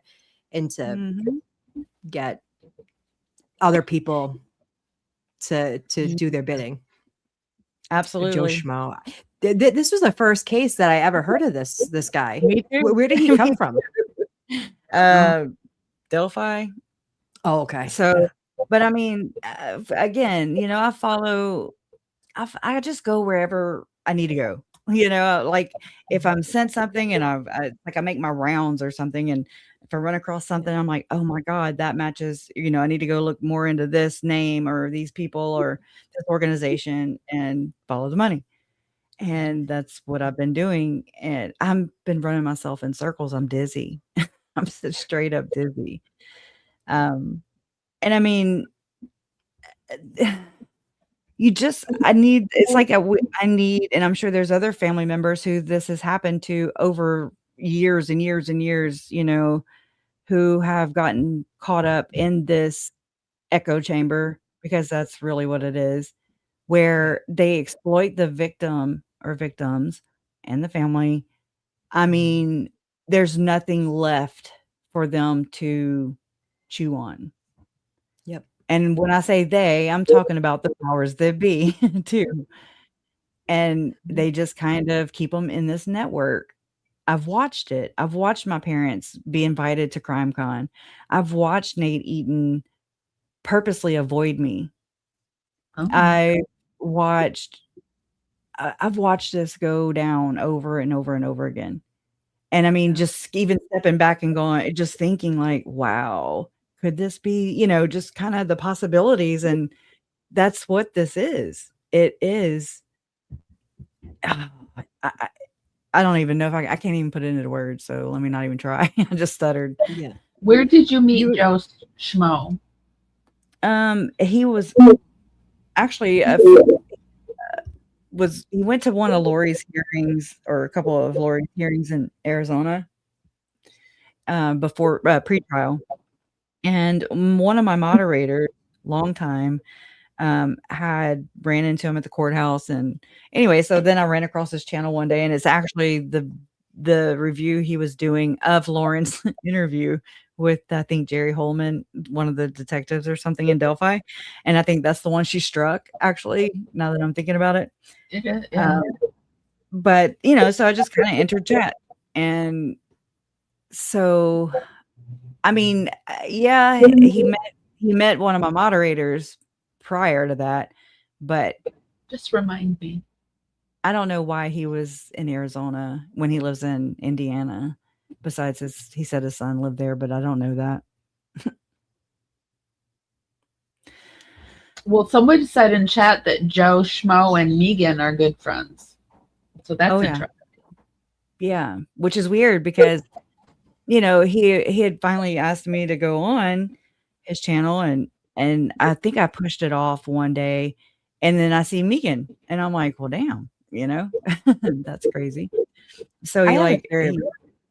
Hmm? Sorry, go ahead. I thought you Do stopped. you have Oh, a no. theory, Amy? Oh, Yeah, please. about the whole Megan thing. I always found it to be odd that she came out of nowhere, right? And it was Lauren's buddy, and Mhm. they were doing interviews. And it comes out because Lori Vallow's uncle and brother did the opportunist. I don't Yep, know them. I'm just talking shit. Did the they did. opportunist podcast, and it was cringy. And then Megan didn't come on the scene, and she didn't have anything to do with the family. But all of a sudden, Lori's bad behavior pulls her out of nowhere, and she's BFFs with all the crime com people. I found it just the same as the brother and the uncle. That it wasn't like you. It wasn't doing research to find out what happened to your family. I've No, always got the yeah. authentic vibe from you. Always. It's to These tell ones were people what to think. It's yeah. like, here, I'm the expert and you are the student, and you need me to answer your. I actually told Megan this one time, like right before all this happened. I was like, you know what? You do the Q&As, and I just ask questions. So I'm like, that's why you know it all basically, and I'm over here just asking the questions. So. Anyways, I mean, I've caught Lauren in my comments, not me, looking for. I was always like Shameless. pushing stuff, like, what about this? What about that? And then I finally learned, to just, like I did. Okay, so I can be mean, I guess, because so we were in Boise for Lori's first Idaho trial, or her only Idaho trial, 2023, and it was. My mom made gumbo, which, I mean, I'm from Louisiana, okay? We like gumbo. And, I mean, I was away from home and comfort and my family, my kids and my fiancé. I mean, it was just nerve-wracking. And so, I go and there's Lauren and her friend Sarah Nelson, who's actually, I mean, she wrote a declaration too. She did campaigning for Mitt Romney. Frank Vandersloot too, who owns East Idaho News. I mean, come on. I mean, who's behind TPUSA and all the things. I mean, billionaires be billionaires, Yeah, and they birds of a feather flock together. They're all in the same warped reality. That's not real life. Yeah. Guess who sponsored that building where they had the kids, memorial? Frank Vandersloot. He's Idaho News in Idaho Falls, and he's Secret Santa too. So there's that. I know. All right. Like, Yeah. this is why your research is so valuable to the cause, like the cause of your family members. You're like, no, I'm gonna get down to the nitty gritty, and then you start peeling back this onion, and you're just like, it is so much bigger than I ever thought. I would assume that's what I thought when I listened to all your information. Like, sometimes I feel like a whistleblower, then I'm like, no, it's not like that. It's just, I'm just I'm not a perfect little victim. Okay. They like the good ones, the ones that just take them for what they say. And I mean, I say that because people may not believe in conspiracies or conspiracy theories that end up becoming actual crimes that are convicted in the court of law. But what this is, you do believe in corruption, right? It's everywhere. And like you said, people can be compromised too. They can not even be doing anything nefarious or illegal, but they are compromised because their career is how they feed their family or whatever. I mean, you got to think about other scenarios besides just all bad. Oh, everybody bad, because that's not realistic. I know I go a little extreme, but I mean, I can dial it back, and I am not above saying, I'm sorry, I had it wrong. I'm not above that. Right. Hold me accountable. I'm just doing my best. I'm doing the best I can with the tools that I had to go and make my damn self. Okay. Because Mormonism is, to me, as an outsider, I called it, I'm not trying to be disrespectful, but I called it Mormonese. It's a whole insular, right?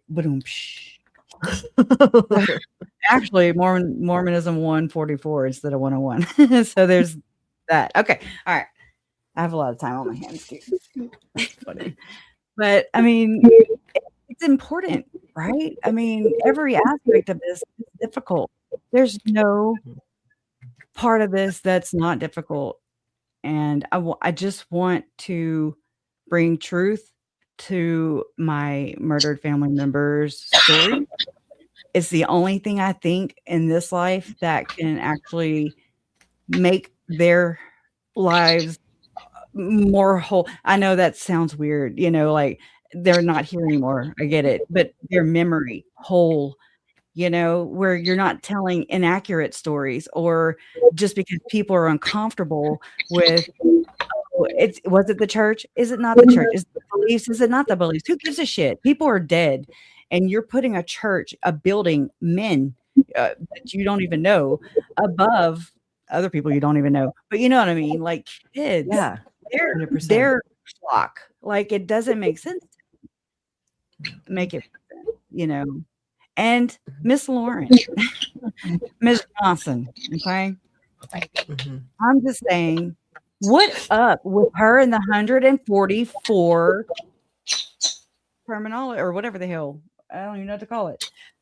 Not what do you call the subs, the symbolism, the gather, 7 gather.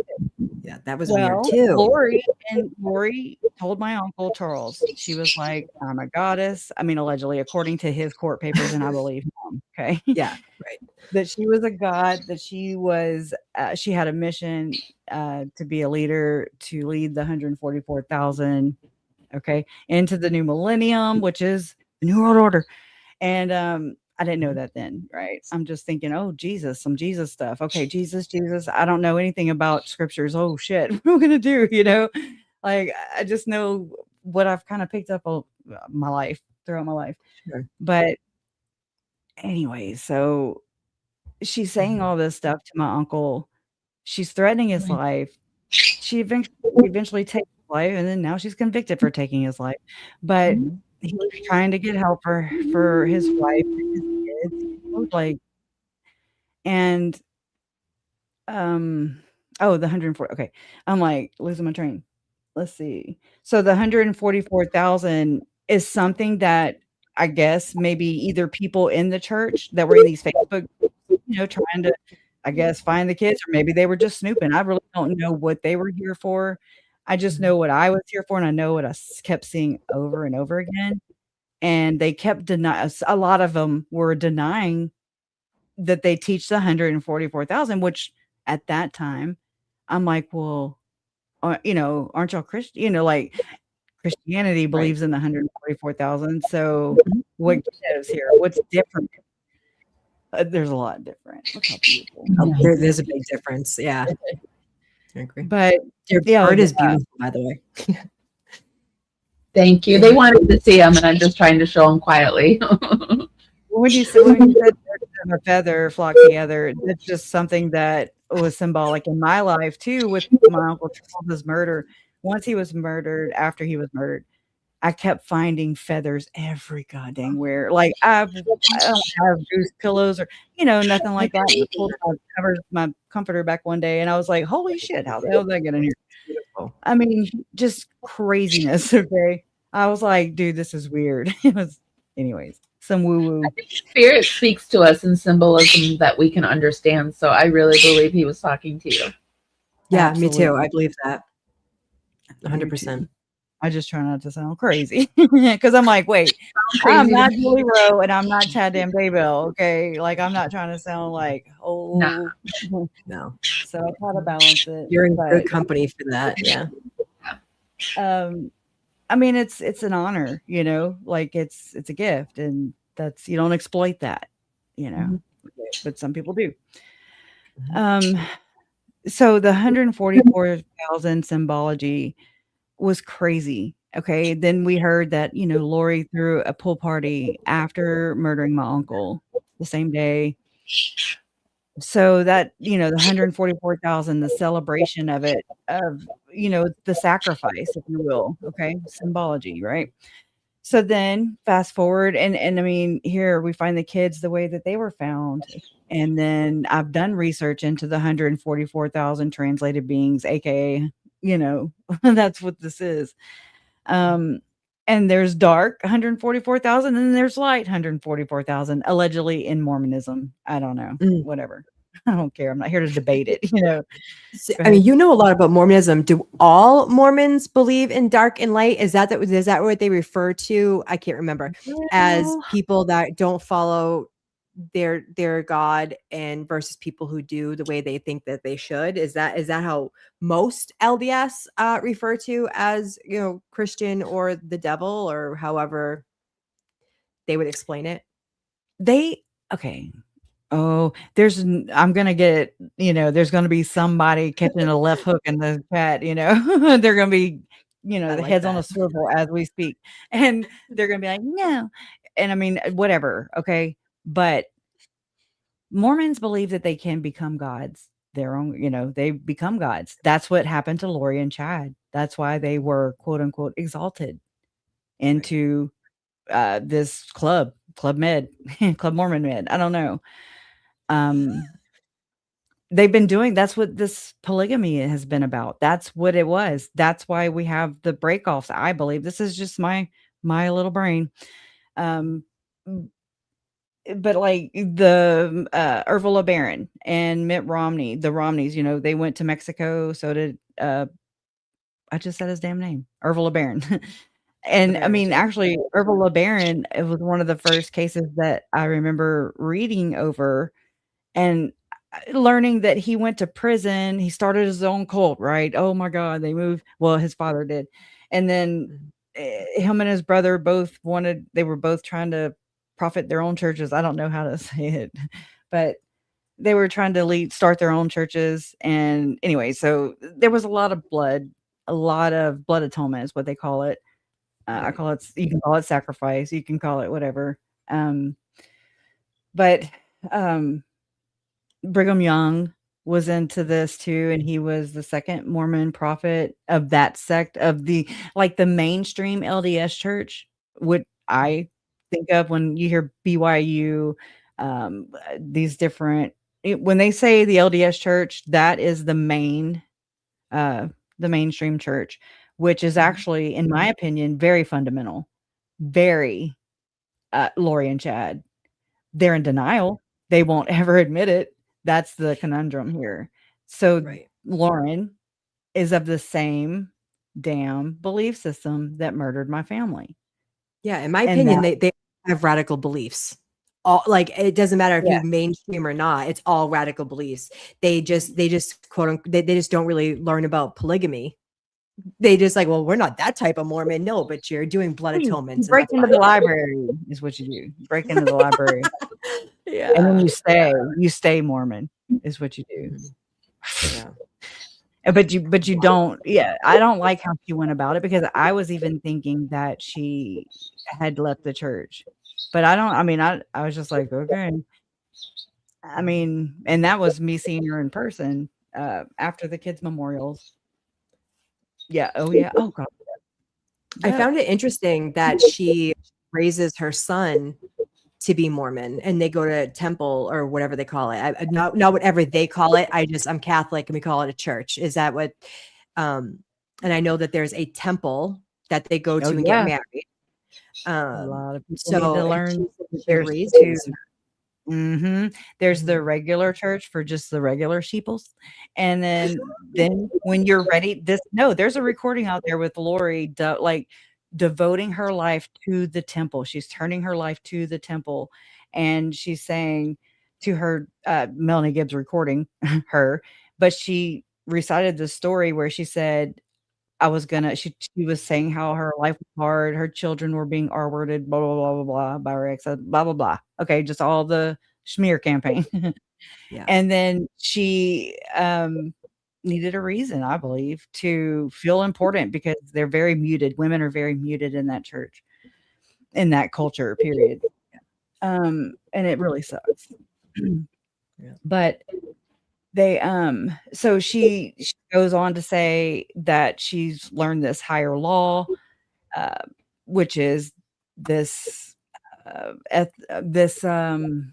elitist mindset, I guess you could say, just like her dad Barry, who says that according to me, and now I'm just going to throw that out there because I've been citing her and I'm going to continue, but whatever. I'll always try to update if I can. But I mean, he referred to them as, or himself and his family as, the upper 5%. So if you look at it like that, there's your percentages right there, first off. And then looking down at other people. Yeah. And then just having that elitist mindset. I don't know if he is a Mason. I don't know if he is in some kind of Rotary club. I have no idea. I know he's got to be. It feels like he is. He's very douchey like this, okay? And Yeah, I'd say he'd he's have to be. 32nd or 33rd. I don't know. I mean, I don't know what degree. But so there's a lot of things going on at the same time. There's where in the temple, right? Which Lori was like, hey, she said, I went to my bishop. I told him, either give me a temple recommend, because you have to have one of those cards. You have to be a card carrying temple Mormon, and so she's like, either give me my temple recommend or I'm going to murder. Yeah. And she did. And I think she was talking about Joe, because I mean, she was talking about Joe. Yeah. Yeah. And then she went on, I believe, to sacrifice more to obtain her spot. And I think that's what was going to happen with Melanie Boudreaux Pulaski. That her kids were being rated story too. You think her kids were going to be next? They were rated, 2 of them for sure. I think all 4, but I can't find the other 2 right this second. But because you kind of have to pull things from all kinds of different places, different trials and stuff, and you're like, wait, what? So, I'm surprised Melanie didn't get arrested too. I'm just really shocked about her. Somebody has a question. Melanie's and Zulema. Yeah, Melanie and Zulema. Somebody said, Hound Lover, thank you for the $5 super chat. They said, this is why I stopped watching HTC 2 years ago. I felt she lied about being a member of the LDS church. Well, I think she is still lying. I believe she is practicing LDS. I do too. And am in an ex-LDS. I agree. What do you think, Kresha? And Amy, do you think she's practicing? Yep. If not, she's in that kind of that network, I guess you could say. Like, because of her Mormon stories, and because like when Jay read her book, thank God I didn't have to, right? But I'll listen and crack up. But I couldn't do it. Nope. Holy crap. So just learning about her connection to this Aunt Ruthie, and how it was her dad's first cousin though, but she was super close to her, called her aunt and everything, but she died. But come to find out, according to Lauren in her book, Aunt Ruthie furnished the Pentagon. So this is a psyop, y'all. And so welcome to my weird effing world. That's just familiar. Bizarre. Mom was like, what's a psyop? I mean, I just told her all this probably a couple weeks ago, and she's like, I'm like, oh my God, I don't know how to explain it. So I've been trying to learn how to explain these things, but that's what this is. Well, it's a diversion onto what is really true. I was just watching a thing on psyops, and basically everything is, right? Anything that the mainstream media is trying to divert your attention towards is a psyop. Or from, yes. Towards or yeah. I'm gonna pull that little short up of Chase Hughes talking about, I mean, it's like I actually have it because I was gonna share it here. Let me show you. Yeah, because I was going to share it for our LDS, the Mormon thing that I had planned earlier, but I can bring it right up. Do you know what I find, just quickly, what I find interesting? I went back and fact checked this myself, because I was like, did I hear this out of nowhere, or did I make this up? But no, John actually in college, so he's this forensic psychologist, Dr. Jan, with the tongue jut. He actually went to college for theology. He took his main focus was theology, and I found it interesting that he wasn't Mormon and she's LDS, and they came together, and now they're doing all these infiltrating your family, Kresha, and coming up. Yeah, He went they're to taking it and they're putting it, which I mean, again, at the end of the day, yes, Lori and Chad are the culprits. They are the ones that, in my opinion, did it all. Okay. They're convicted in a court of law, all the things. But there are so many other factors, and in my opinion, people named and unnamed co-conspirators. You remember that? Yeah, that got away with this. And I believe this happens like in the Delphi case. Okay. I think that's what that is. And they're trying to cover that up. You can call it Odinism, you can call it Snowdenism. I don't really give a shit. It no matter what the end product there, the end game, if you will, are murdered children. Amen. Yeah. And if we can't even get past our own noses and just tripping up on, oh, what is that an approved source? What the hell? I'm not in a damn cult. Like, no, ma'am. Yeah. So, I mean, just The use fact your that the gut. Melanies and Zulema got off with just going up there and spew, and that other guy, the David, Oh God.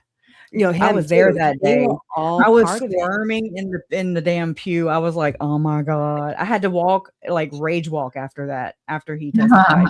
Like, you are a fucking lying son of a bitch. Yeah. I mean, it's an invisible church. Get out of here. Go sit down. And I believe that they still practice the craziness. It may not be. I think they do. I think For they do. centuries. I mean, this has been going on, right? It's been infiltrated. We've been infiltrated. And I think that's why so much, oh my God, just so much of the SA that's going on, causing trauma, causing children to dissociate. Okay. This is my take on it. That's the whole purpose. It's not, look, I know when you think about PDF files, right? You don't think about Adobe. No, I'm kidding. But PDF files, okay, not exactly. You can't just say, oh, because they diddled a kid or whatever, that it's because they're attracted. No, not entirely. A lot of it is some of it is for power, to break the child, It's to steal their soul. It is a demonic, it is a soul stealing activity to do that to a child. And you're gaining a lot of power and energy from a child that's pure, right from the source. This is a bunch of woo-woo stuff. You have to believe in a higher power to believe what we're saying, but I completely believe it. Me too. I can see it, because that is stealing the soul. That's breaking a child's spirit. Mm-hmm. Okay. You broke that child because you caused them to, like, I know, look, y'all, trigger warning. Just saying. I mean, I've experienced this as a child, but you put a child in that situation, especially they know certain ages, is the better time to do that, whatever. And so they do that to the child. Imagine, okay, so I know we're going to go there, but just think about where that child goes in their mind. There's nowhere to go. They can't fight back. They can't voice it or call it what it really is. I mean, they just, you just know it's wrong, or it's weird, and you're just like, what? And you dissociate. And it causes it causes your brain to split into parts. Then these psychologists, just like David Hamblin, a Mormon, he's an ex-psychologist, now an ex-Mormon, who also thinks he was wronged by the church, just like Chad, just like Tim Ballard, just all of them. Anyways, but that's what he was doing. He was using peyote, allegedly, and hypnosis, and putting there was, his daughters claim that, like, one of them, if he called up Tabitha, then Tabitha would, or that part, right? It's like dissociative identity disorder, or they use multiple personality disorder. But that part she'll dance seductive or whatever, because they were allegedly prostituting their children to other CS members that are inside the church. It's like an organization pretending to be good Latter-day Saints, sitting in the pews next to you, teaching, the bishopric. I mean, they're doing fast and testimony and everything, and they have their eyes on your child. Well, it's in all of our major institutions. I think the world is finally waking up that all of our institutions are corrupt in these ways. And like, it's not just like in the LDS. It's in the Christian church too. It's everywhere. Education, the social work. I mean, just everything. The legal. It's just all the medical. It's just all. Ugh. And I like this Chase guy because he teaches like lawyers and senators and people high up how to either influence others or not to be influenced. And that's what I like about him. And I also like that he's healing his brain from a brain disorder that the doctors all but wrote him off, and he's using alternative means to heal himself. And I don't know, I just really listen to people more when they are saying things like, don't trust the elite. It's not, he says things like, you have more in common with your neighbor who might be right or left, whatever you are, they're the opposite, than a rich elite person that is the same thing as you are. I promise you. And this is what I've been saying. I've been telling people that, they want us to fight because then we don't see what they're doing. Yeah. That's another psyop in itself. Yeah. Actually, it's funny. Well, not funny, but Frank Zell. Amy, hold on one second. I want to show this, okay? Because it's been up here for a second. I'm just going to show it really quick. I was just trying to build it up. Yeah.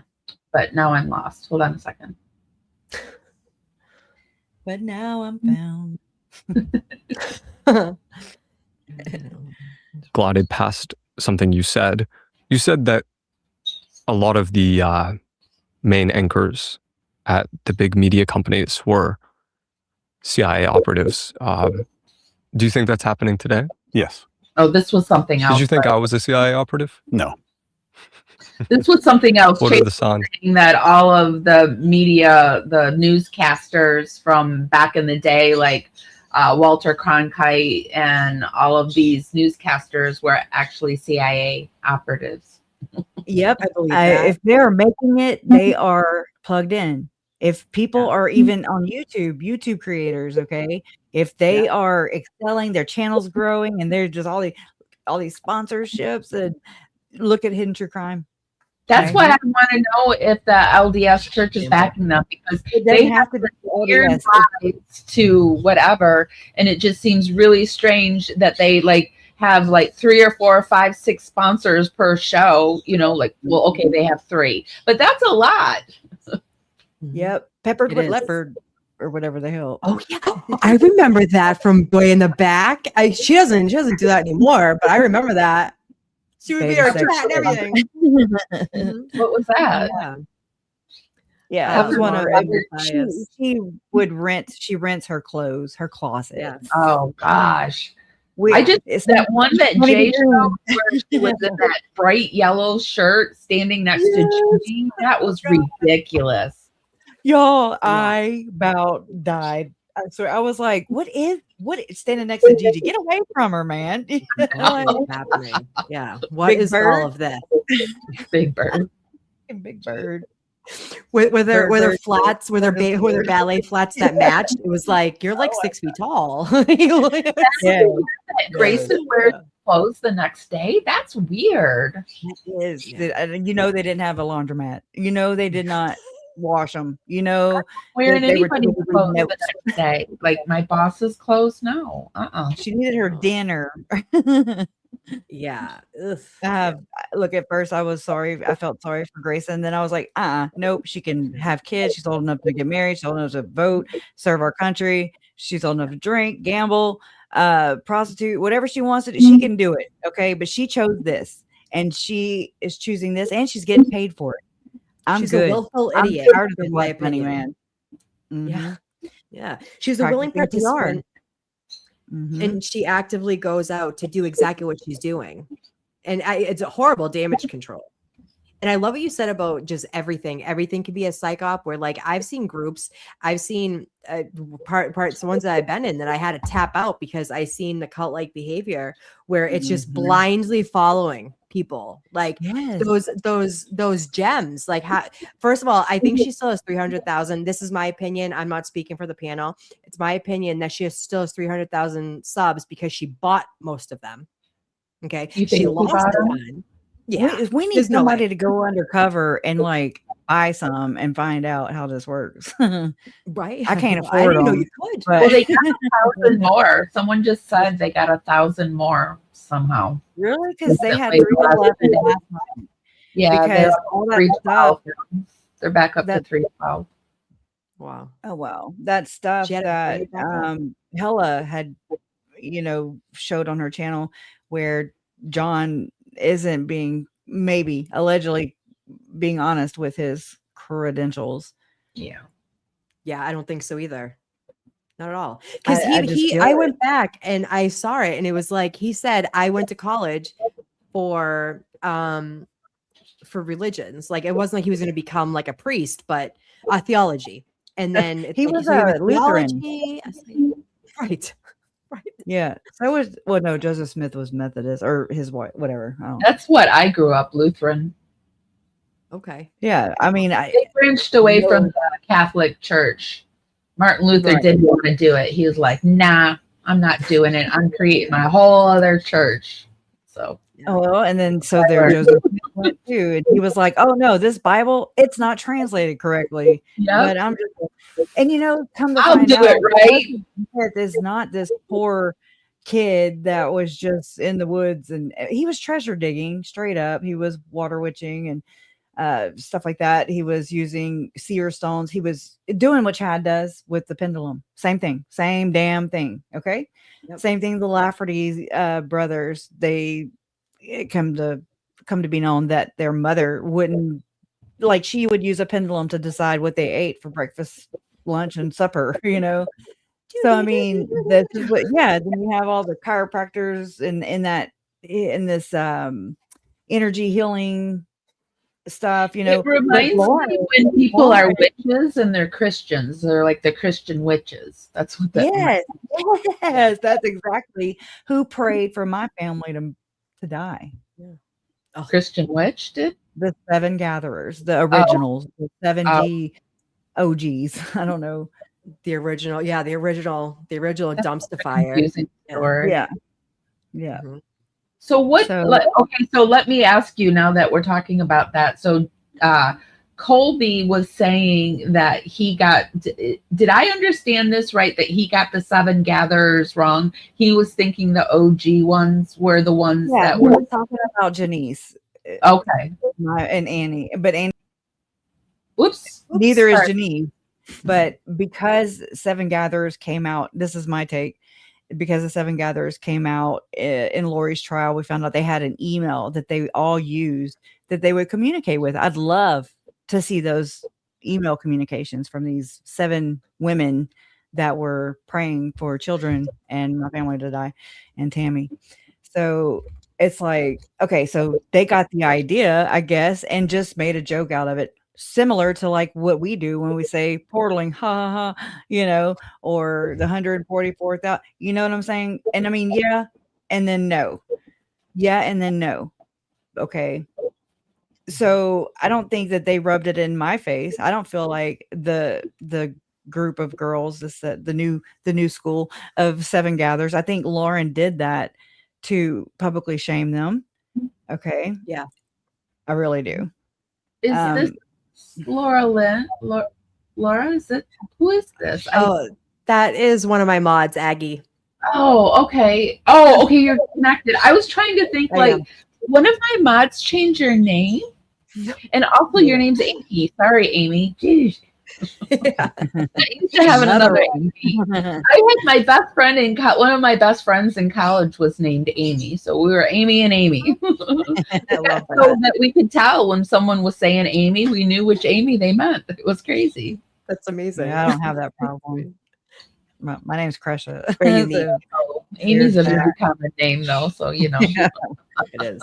We're a dime a dozen. There were so many Amy's in the house I lived that I was Amy Will. And she Oh my was god. Yeah. That's funny. Oh, we're gonna get free magic soon. Yay, Wesley Craze. That looks like a bot. Yeah, we get bots. She buys subs, we get bots. Yeah, and but you can buy bots too. So instead of you going thank in you, with Jim. trolls, You know, I instead of hate going the with gym. trolls, you like buy bots. I'm not a gym person. Yeah. Never was. Mm-mm. But there's a lot of symbolism with the 144,000 and Lori doing the whole pool party, and then somebody connected that for me in one of Jay's earlier streams on this, or diving into all this stuff, and they were like, "Ma'am, do you realize that Lori had the 144,000, she was gathering the 144,000, and then she had the pool party." And I'm like, "Oh my God," because here's Lauren and John, we're looking for their plaque, right? Their YouTube plaque, 100,000. And they did. I remember them talking about doing a pool party in Vegas somewhere for all the hidden gems to celebrate the 144,000. Did not really click it all together, right? The symbolism, but then it continues with this, which is in plain sight, y'all. You have to train your eye and your ear, in my opinion. I didn't know these things existed, but that's why like Chad's book is so damn boring. His books, I mean, that's why they communicate through all like him, writing letters and putting them online post prison. I mean, that they're still communicating. We just we've been taught not to see it. And then we get called whatever when we do. That's just my opinion. Take it or leave it. Yeah. It doesn't hurt you. It doesn't hurt you just to spot it. Okay. Right. You don't get the cooties. You don't get conspiracy cooties or nothing. I promise. It's conspiracy cooties. I love it. I'm all about conspiracy cooties. Oh man. Usually those are more believable than the story you're fed. I have in my 40 some odd years on this earth, that's what I have come to. Usually the conspiracy theories aren't far off from the truth, in my opinion, in my experience in cases. I've said that before too. I'm like, it takes more mental gymnastics for me to sit here and go, what? Okay. For what? Like for clout? No. This isn't. Kresha, there was a question asked, was Melanie Gibb part of the OG 7 gatherers? Absolutely. Was she? She was? Oh, okay. Yeah, it was Melanie Boudreaux, Melanie Palau. I'm sorry, same person. Melanie Gibb, Melanie Pulowski, Lori, Christina, Nicole, Serena, Zalema. Wow, it's been a long time. Alex in there? It's women, 7 women. Yeah. So the new school is just a parody, I guess you could say. Like it was just, I'm assuming, making fun of, Yeah, it was a play. Also, another thing that I want people to look more into is this Tom Harrison guy, this Visions of Glory guy. He is connected to every single one of the bad actors in question, and that have been convicted and killed kids and or hurt kids. Like, I'm just gonna say it. Tom Harrison he's a retired therapist, okay, from St. George. And according to Lauren in her Mormon stories, whenever her, Megan, and Mindy went on and talked about Tom Harrison and Tim Ballard, she said that she had 2 sources that said, no, so I don't know how credible these are, but I remember hearing this right out the gate before the public was hearing this. Okay. So I remember, well, anyways, I'm not gonna say what I remember because it's the same thing I'm about to tell you. So allegedly, Chad Daybell was traveling, I'm assuming, from Idaho. So was Julie Rowe, and they were meeting Tom Harrison at his Salt Lake City office. And Tom was teaching Chad and Julie Rowe, allegedly, how to what they called portaling, to portal. Right? I mean, we've all made so many. I'm guilty. Okay, I'm still gonna make jokes about it. But whenever the stuff came out about Tim Ballard, the women that were suing Tim Ballard for using basically the same, not for this, but he was using the same pickup line that's so unique to Mormonism, or at least this brand of Mormonism, okay? Right. Where I think we've met before in a past life. So therefore we are justified to do the hibbity dibbity and, you know, no Mormon Hill, which there is no Mormon Hill. But anyway, so anyway, so that was going on, which ties. Julie was also using that pickup line on men. Okay.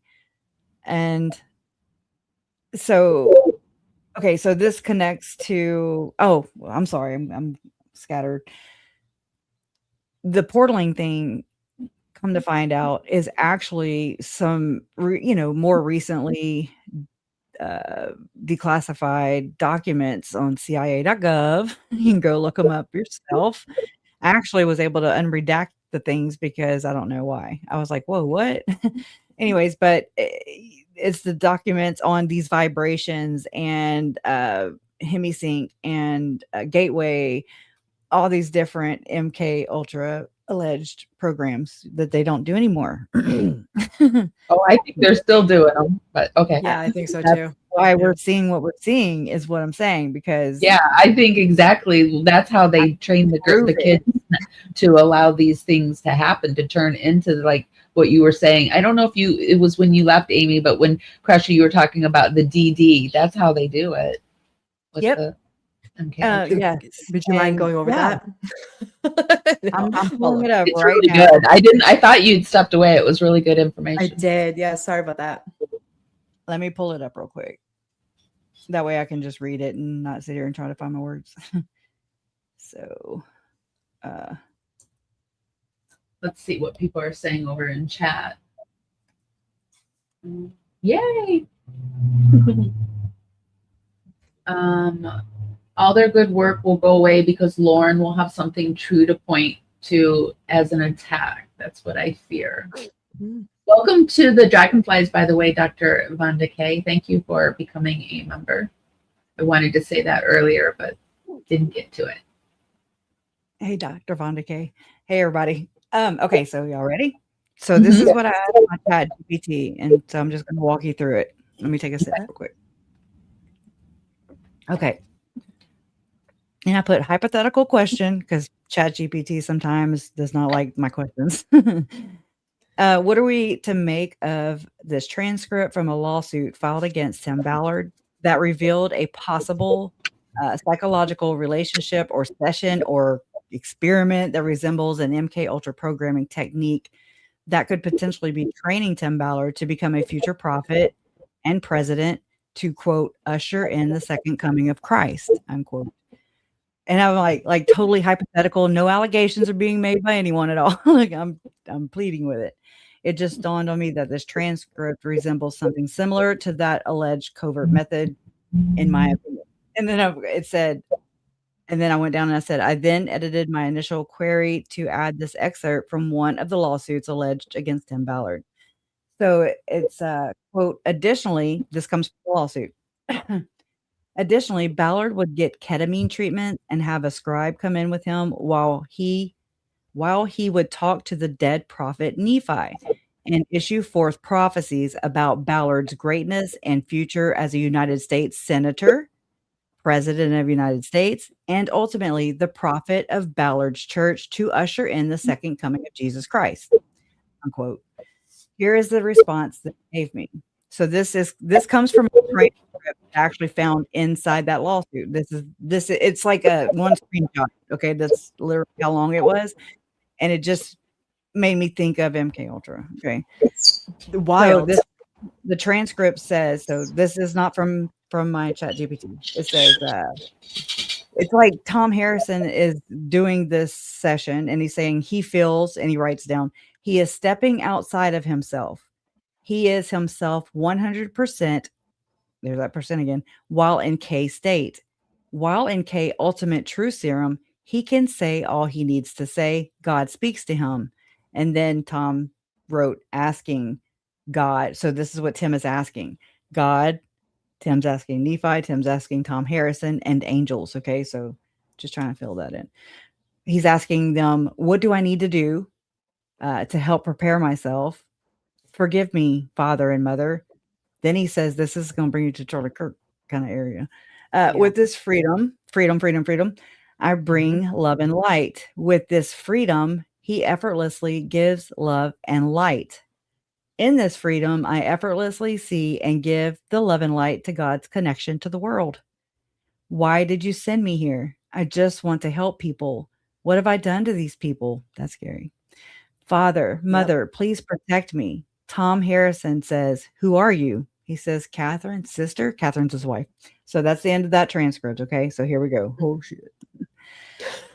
And it says this, results say, this is a deeply layered hypothetical question, and analyzing the provided transcript through the lens of psychological programming or coercive influence is a fascinating intellectual exercise. Let's break down the elements of this text and explore what they might signify within the framework you've proposed.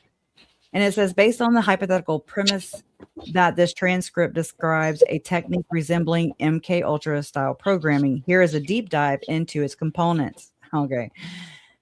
And so the first one says the settings and tools, creating a controlled dissociative state. Okay. The foundation of this alleged session is built on specific tools designed to alter consciousness and increase suggestibility. Ketamine treatments. This is the most critical element. Ketamine is a powerful dissociative anesthetic. Medically, it is used for anesthesia and in smaller doses for treatment-resistant depression and PTSD. Its psychoactive effects are profound. There's dissociation. It creates a sense of detachment from one's body, which Chad explains that exact thing when he's talking about remote viewing, portaling. Okay. That's right. So you step outside of your body, like you're dissociating. So yeah, that's what's going on here. All right. So Actually, it's one of the things I use. It's helped my depression tremendously. Yeah, in microdosing, right? That type of therapy. I just couldn't break through my depression and my trauma, my PTSD, and it's helped. Because it helps you disassociate from your trauma. Yeah. Wow. Oh wow. So it I says do it legally, though. I do it medically through a company. So just so you know, through a doctor. It's your body, you know. I mean, I just find it interesting. But I'm just saying, it's completely legal. It is, and I just find it interesting that Tim Ballard, Chad Daybell, allegedly, maybe, we don't know. We're just opinions and speculation, right? But these people can't drink coffee, but they're slamming ketamine, and they're probably not microdosing. I mean, if you're literally having them, if you think you're talking to Jesus, right? I've done acid in my past, and I thought that well, never acid, but I rolled my ass off. No, it's like what I do. The microdosing is like a little glass of wine. That it's like that's what it feels like, and it expands you. And I do a meditation. I've expanded. Set a goal, and I use it as a whole treatment modality. So, gotcha. But it I don't have as good effects for sure. I did it because I was just numbing my pain, but didn't even know. You know, the best thing for me. It helped me transition off of all of my prescribed narcotics because I was on the fentanyl patch. I was on morphine. For all prescribed. I was on a whole bunch of psychedelic, mental health medications, and now I'm not on any of that. It helped me transition off of all of it. It's just been really, for me, it's been amazing. Yeah, that's incredible. Therapy is good. Yeah, I mean, it's different for everybody too. There's not one set way. Not everything works for everybody. I agree. I'm gonna go on a limb and say that Ballard didn't go to the therapy center and get microdosed and have I'm gonna go on a limb here and say that it was probably in his living room or something. I don't know, speculation. And you gotta think too, it's elite. You know, it's this is basically the Diddy version of Mormonism. Oh yeah. That is a great call, Kresha. I mean, they connect to Epstein anyways, and Kanye West. Through Kanye West, he connects to Diddy, and yeah. I mean, just that's one of the connections. I mean, it goes to the Marriott's. They're Mormon. They own Marriott Hotel. I mean, that's what all this is. Like Paris Hilton was in those oh my God, wilderness camps or whatever. And Jody Hildebrandt talked about, I forget where I heard this from, if it was from Jody Hildebrandt, that she said herself, or if it was from Adam C. I don't remember which one, so sorry. But that Jody had been at the same ranch or whatever that Paris Hilton was at. So just throwing these little nuggets in there, because it helps fill out the context. And so if Dr. John is a doctor, huh? She sent her patients to those ranches, like the ones that Paris Hilton and everyone went to. And, yeah, she did. I mean, and so Strive or whatever, Strive Psychology, I'm sorry, is allegedly Dr. John's. And he owned a wilderness camp, allegedly, one of these things. So it's like, and Mitt Romney's all tied in with that too. No, yeah. Oh my God. Then that makes sense why he is completely trying to send these people away. He's not trying to help anyway. This is all allegedly my opinion for entertainment and educational purposes only. We urge you to go out there and do your research. But I just feel like he's one of those people that is doing it for show. Like, oh, look at me, I'm the big doctor. But he's not really doing it to help the patients. And I have a real problem with that. Huge problem. It's because there's going to be more victims in the wake. I mean, right now, we watch them and we're reviewing that now. I think any of us who are going back over the footage, even just a 9-hour live, where there is nothing but, I mean, loaded words meant to make us stop. I was calling Christina a stalker. I was not. Look, I have had 2 murderers, that I had to wait for Lori to be convicted. And then I got to say it without saying allegedly. Right. Okay. Then I had to wait a year for Chad to be convicted. And so I could call them both murderers. And then when we went to Arizona, I had to say she allegedly murdered my Uncle Charles. You see what I'm saying? So that's what we're supposed to do, because people aren't just automatically guilty. They do deserve their day in court. We're supposed to be presumed innocent until proven guilty, I mean, in a court of law. So we can't just pick and choose, Some people are convicted before they even go anywhere. And I'm noticing that even Dr. John and Lauren, they said this in I don't know if you can look it up. My computer's kind of jacked up, but if you go to the Chosen podcast, it was a interview they did, I want to say November of 2020. And at the very end of it, Dr. John talks about how his plans, I don't know the words, right? Because I'm just taking it all in and I don't know what to call it. Like the whole psychology thing, I'm just like, oh, I just know the basics, I don't know all the things. And I'm just like, I don't know. I'm right there with Christina going, I don't know what a PhD is. I've never had to explore it.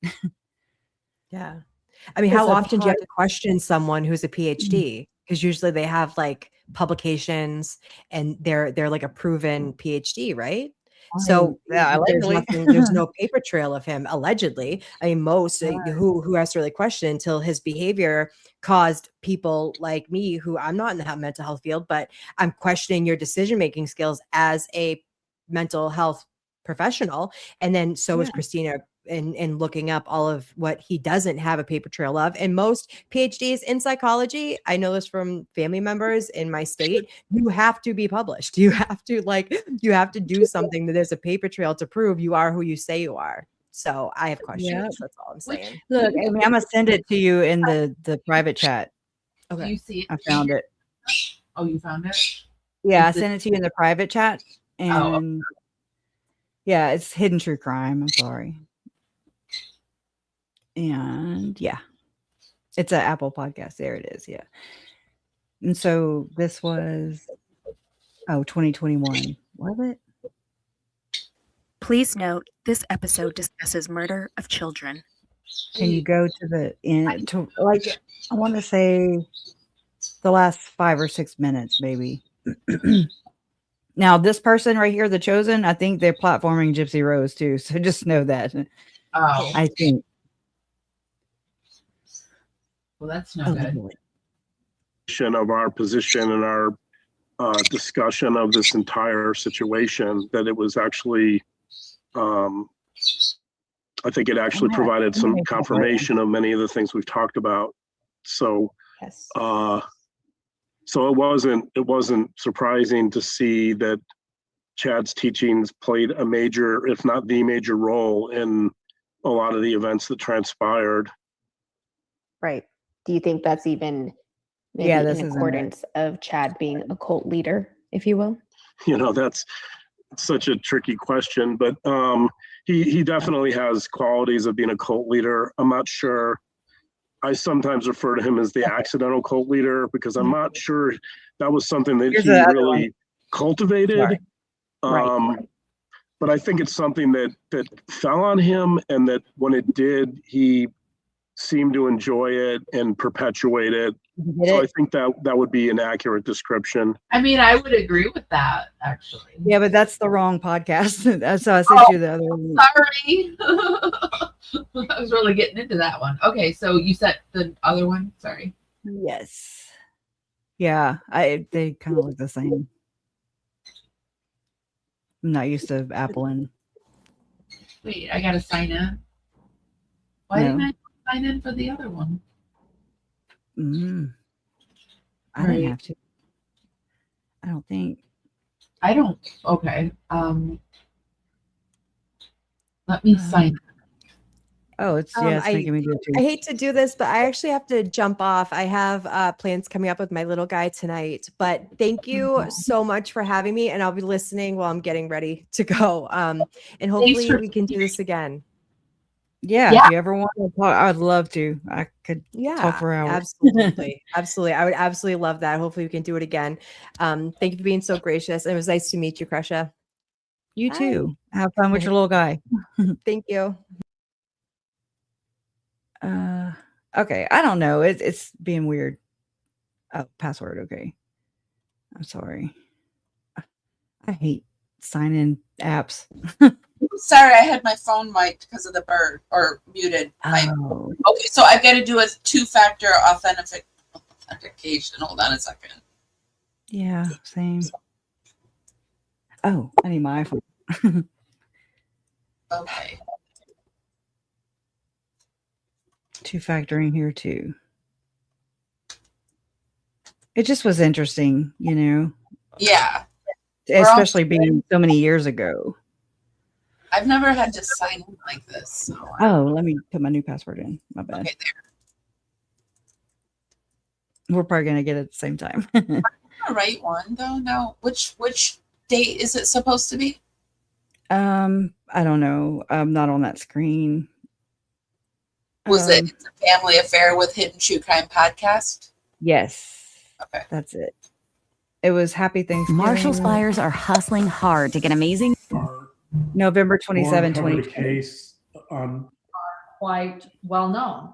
We talked about the possibility of getting John in to do some testing with well-known criminals that are behind bars for the rest of their lives. Oh, back that up. That's the important part. Questions about. So we have already been kind of with each other. How can we? on this particular on the Daybell Vallow case, probably in a month. Cool. And concluding with the episode I just talked about where I talked about Macbeth. Yeah. Which is also going to be a really personal episode, by the way. So Gotcha. You can have a lot of personal revelations on my part, but disclosures. Yeah. I don't want to use the term revelation when we're talking about Chad Daybell. You didn't murder anyone. Let's refrain from that one. He hasn't buried any dead bodies, so that's not what he's talking about.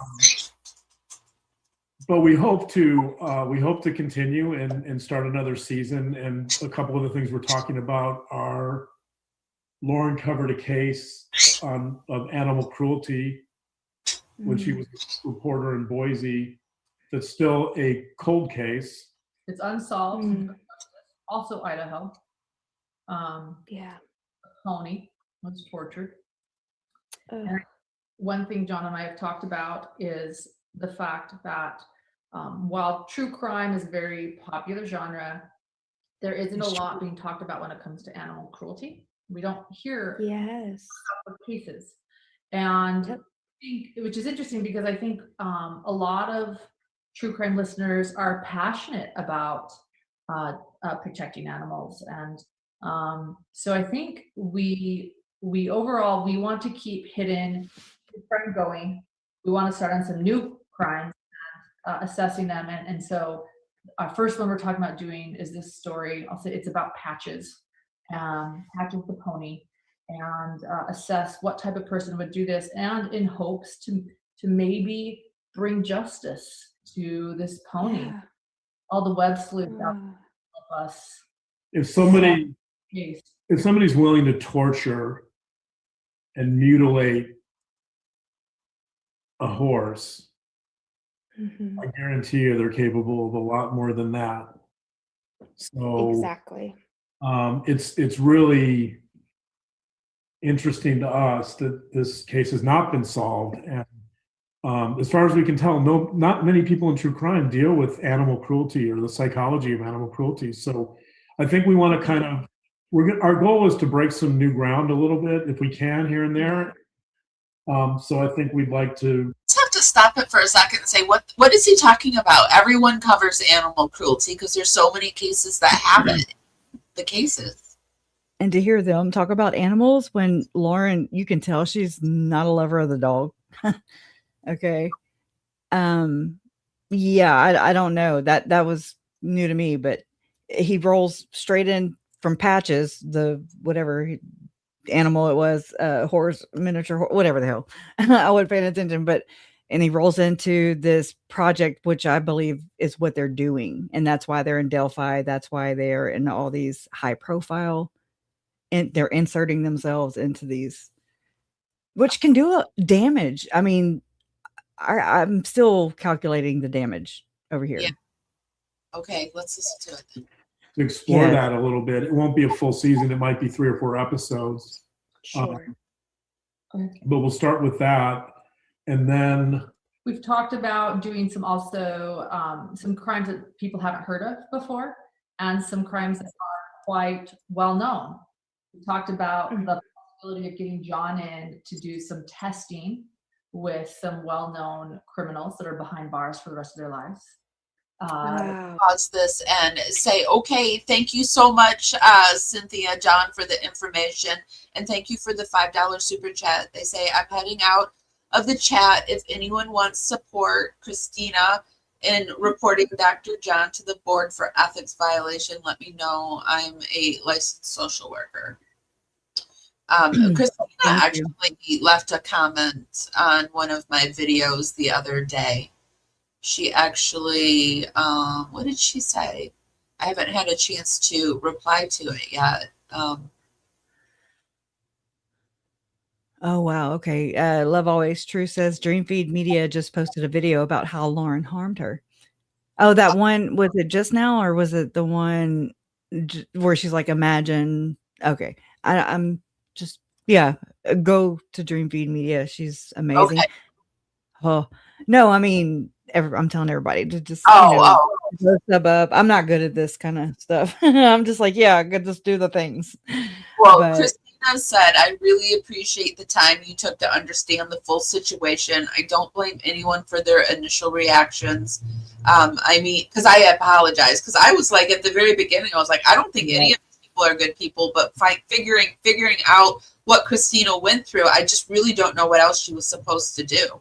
And so she was just like really saying that she appreciated our support. So, yeah, I mean, right. I was right. Like I said, I called her stalker. And I mean, as intended by Lauren, in my opinion. Yeah. I felt horrible. I didn't call her a stalker. I just said, that I just thought it was immature behavior on everybody, and I wouldn't want any of them as friends. But I mean, now I see like who has each other's back in this situation, and how, I see what else I could do. Sorry. And how it's designed to be that way, how John called it drama, just mean girl stuff. That's what he said in his, Brad Pitt love party. I know. I'm like, if anything, they need to talk about the Fight Club. You don't talk about the Fight Club. Like it was a little bit of a psych op to have her come on a 9.5-hour live and not really say Christina's name at all and just call her a stalker. I mean, that was put in. Oh, yeah, new development, I guess. I just remembered, but y'all know that she did do some editing after the live was over. I was trying to figure it out because of the jump cuts that were happening yesterday while Jay was reviewing it, and some other times too. But this one was pretty hard. You could see it. And I've never done that. I've never edited a video after I publish it and go live, on YouTube. So I have no idea how that even works. I know you can, just never did it. But it was 9 minutes and it was like 9:09 9:09:27. Now it's like 9:08, whatever. So just know that there's about a minute and some change of, edits after the fact. I haven't gone watching, or what are you talking on the about? 9-hour live stream after we finished. Yeah, they've gone back and had revised it. Mm-hmm. I wonder what she edited out. Well, right. There was one where she was reading the declaration from her friend Sarah Nelson. And I mean, look, my source, I don't know if it's the same Sarah Nelson. I mean, I hate to be like this because this is the same woman that provided the memorial building, the theater and everything. So you see what I'm saying? It's like a rock and a hard place. My parents love Sarah. But I believe this is who my source is referring to as being the other Mormon lady teaming up with Lauren, allegedly writing my killer aunt in prison, using somebody else to do it. Yeah.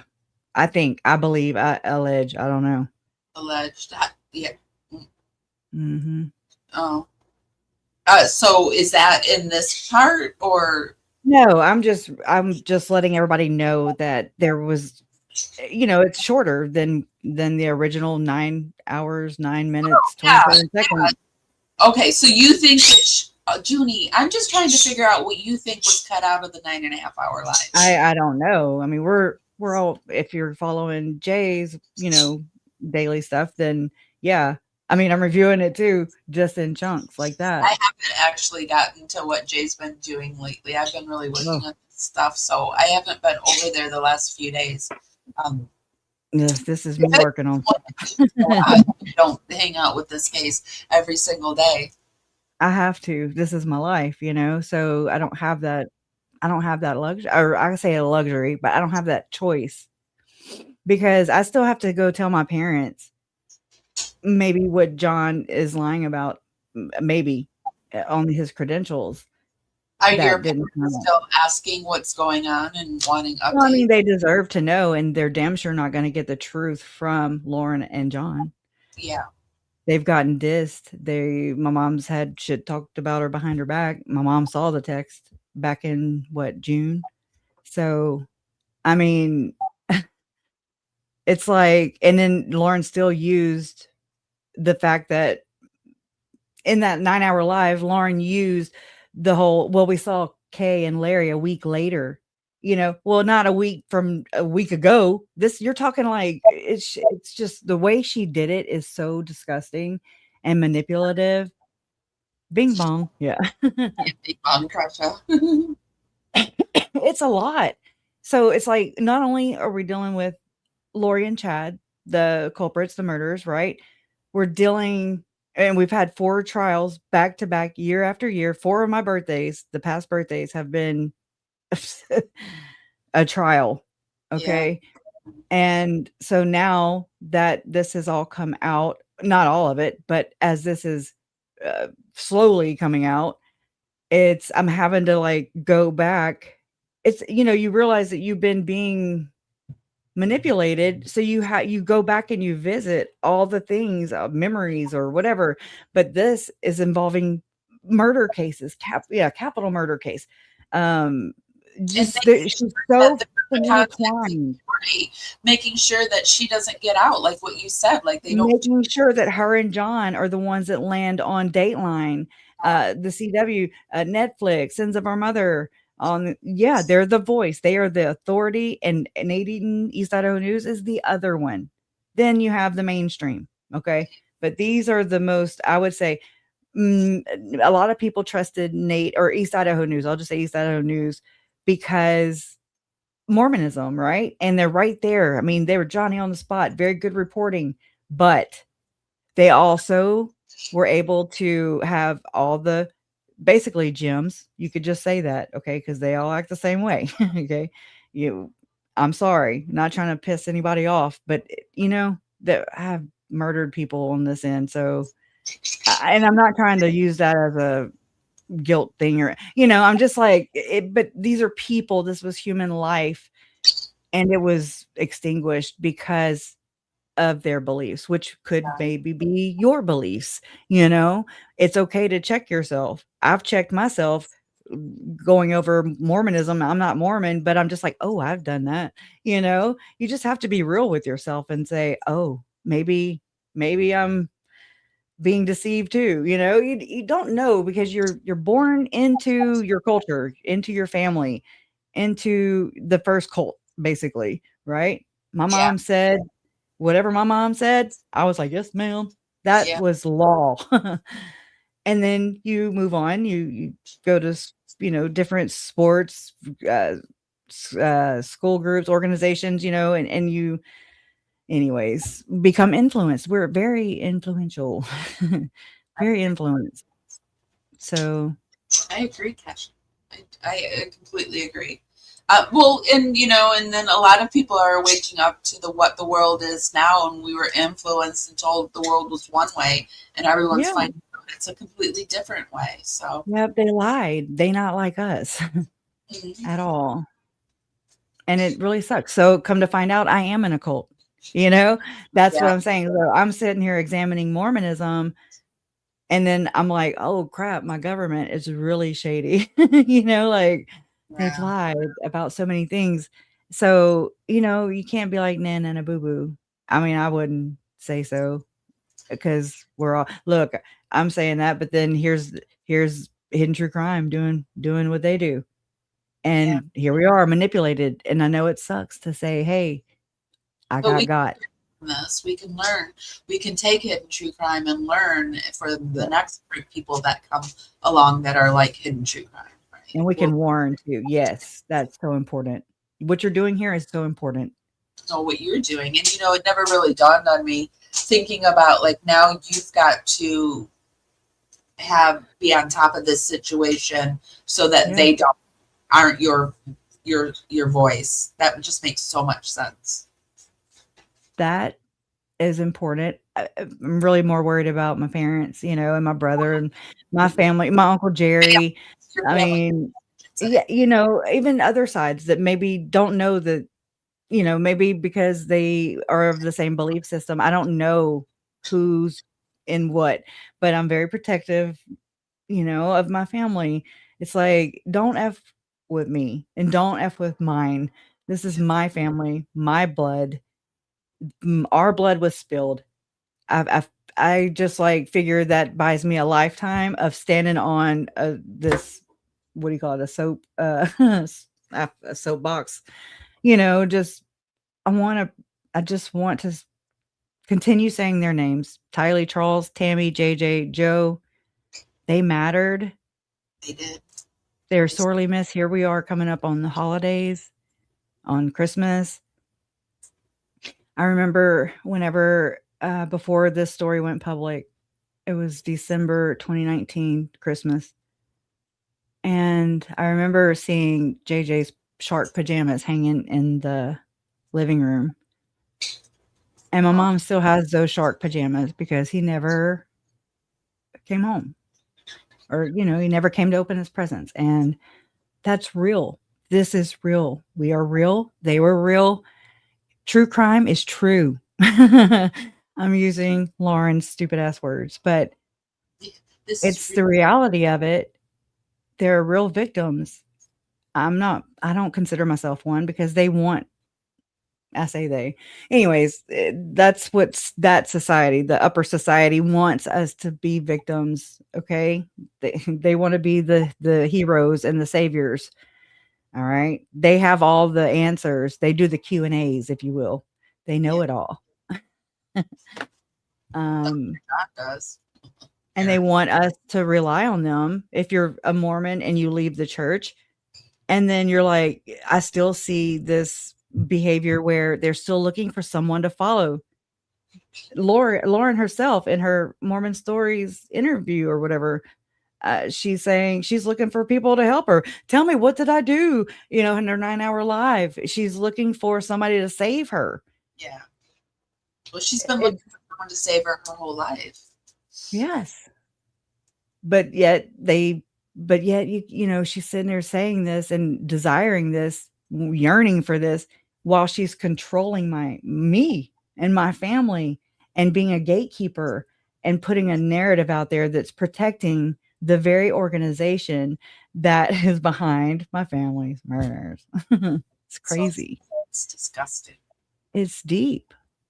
It's really deep. It's like, it's the upside down world where this is like, instead of the victim being, I don't know, it's inverted for sure. Speechless a little bit. Like because I don't know what to, I don't know. I'm trying to say something to make it better, and there's no making this better. Oh, no.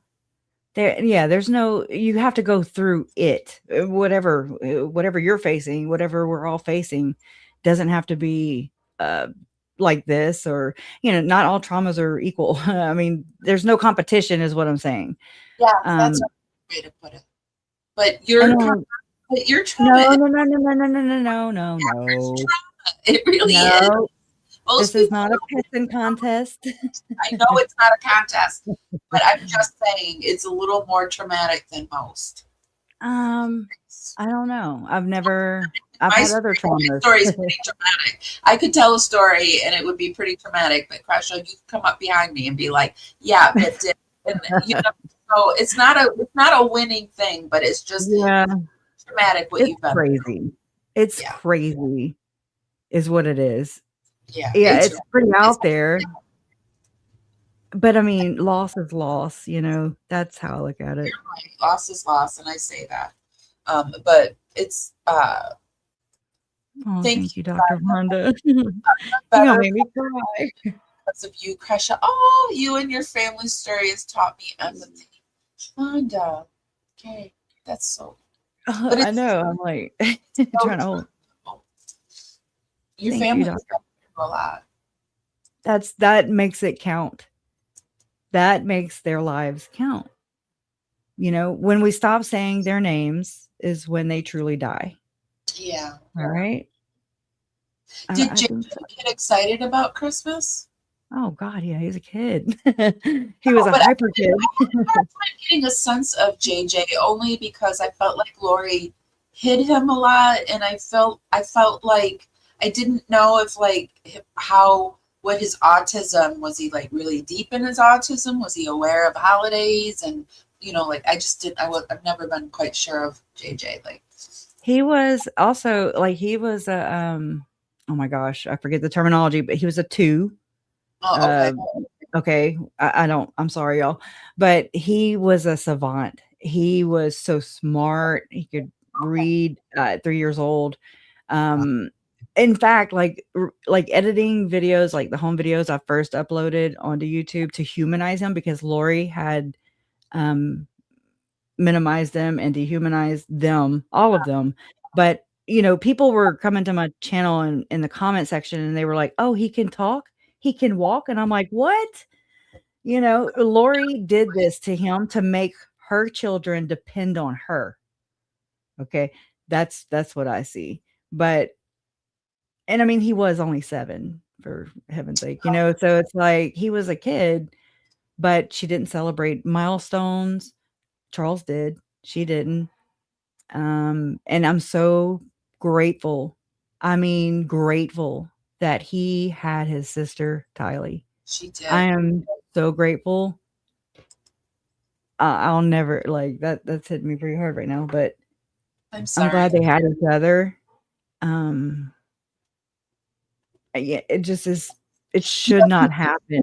Tylee loved JJ. Like that was her boy. You know, you could tell. Like she protected him. I'm sure he got on her damn nerves too. Wow. You know, just I mean, that's how me and my brother were. I'm like, go get in your room. I mean, but then you love him. You know, like I can't imagine my life without my brother, my little brother.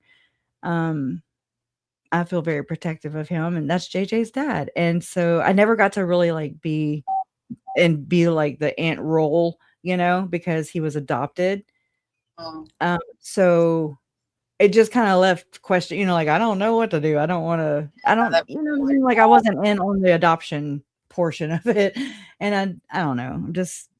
I like to dig, but I'm not nosy, if you will. You know, I was living my own life too. Things that are that like close to your family.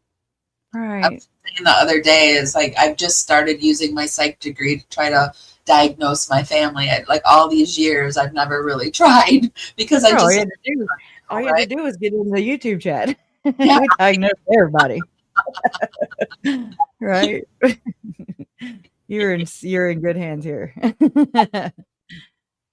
But just know that we can't diagnose because we don't have the credentials, John. Yeah, right. Well, I have a BA in psychology and sociology, but I wouldn't diagnose any. Right. That's not what a person does. Like he's not supposed to be diagnosing people. So people are just really thankful to you, Kresha, and they're really proud of you for speaking your truth. And I am too. It broke my heart when you first came out and said you had to pay that woman to even be heard. That drove me crazy. Like you had to buy soup stickers and stuff like that. It just made me so angry. I did it on purpose, like intentional too. Like you're gonna say my name. Knock, knock, You're gonna say it. You're going to recognize my damn name. You're gonna acknowledge my existence. I will not. Yes, like I felt so isolated, and I mean that's not even coming into contact, but a couple times. You know, she did this. She orchestrated things allegedly through these Facebook groups and these women in these Facebook groups, keeping me on the rails and stuff. That's the term she used. Keep Kresha on the rails. Then hold up. Even worse than that. What does that mean? Then they told me that it was my mom having them do it. Did they? Yeah. Oh gosh, that's even worse. Pitting a mom and a daughter, and your dad. That's horrible. Yeah. That's horrible. Ooh, it's hitting me right now. Sorry, Kresha. No, I mean, I don't feel things right away. Yes, I blame that too. It takes me a few weeks and so to feel stuff. Yeah, and I've been like, okay, you know, I mean, I'm right here. I'm like all in the middle of researching and trying to figure out the damage. I'm calculating the damage right now, seeing where there was manipulation or a lie or exploitation, and I'm having to just document it. Yeah. And I mean, not just for the case sake, just for the story's sake, just for my future freaking generations, you know. It's so important, right? And it's so outlandish and it's so gigantic. It's so hard to keep up with on top of everything else. I don't wish it on anybody. About writing a book. Yeah, but now I'm doing this instead, you know. But I just have to. I'm gonna write a book about Lauren. You think she'll like that? Since she likes to write my family stories, I'm gonna write hers. You think she'll like that? That would be very fun. Do I get a cease and desist or what? But do you feel a huge sense of relief that you won the copyright at least? Does that feel good for the holidays maybe? No, I got pissed off even more when I found out. I was livid when I found out. I was like, are you serious? Like, it just felt even more manipulation and more purpose. I'm starting to not be able to talk. She did it on purpose. She did it to shut us up. She did it to keep traction from building. She did it to be a bitch. She did it to throw her weight like she's been doing. And you know, some people are saying that it was like that sixth lady or whatever that spoke up saying that it was Grayson that did it. But Lauren is her name signs Grayson's paycheck. Her name was on my copyright board thing that she doubled down. Not only did she copyright strike me, but she was suing me for damages too. She was suing you on top of it. She paid the $40 extra. Well, I wonder how many other channels she's like, how many times has she used? Care. I mean, I care, but it's like, this is my family. So it's like, it's a tactic though, Kresha. This is a legal tactic. Like, how many people has she used this tactic to say that I've already copywritten this and you can't have it? And then YouTube's like, oh, well, they've already copywritten it and you know, didn't like research it and then said she wins, right? And then how many people are people? So that might be something. You're right.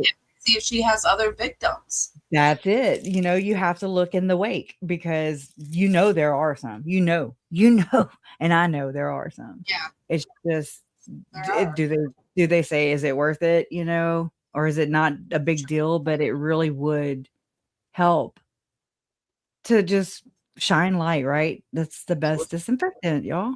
It really is. And it, you know, I felt bad too for speaking up when I did, you know, because it was right when all that 9-hour live happened. And then, like, let's say she went on the 15th and did the 9-hour live. And then on the 26th, actually I started talking about it the Friday night. But anyways, on the 26th is whenever that's the one that got struck down, the video. The live when my mom spoke, you know, none of that was planned. My mom, I offered her, you know, telling her what I was going to do. That way she could prepare for the ripples that were going, the backlash, you know, because it was never safe for me to speak out. That's so shitty.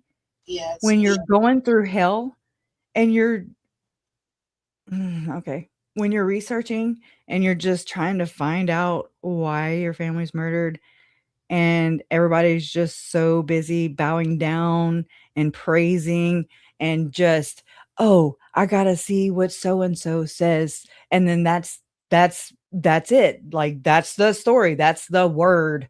And so you can't even you know, give a different perspective because people have already bought into it hook, line, and sinker. And then you become public enemy, you know, because you're just like, okay, but it's not like written in stone. You know what I'm saying?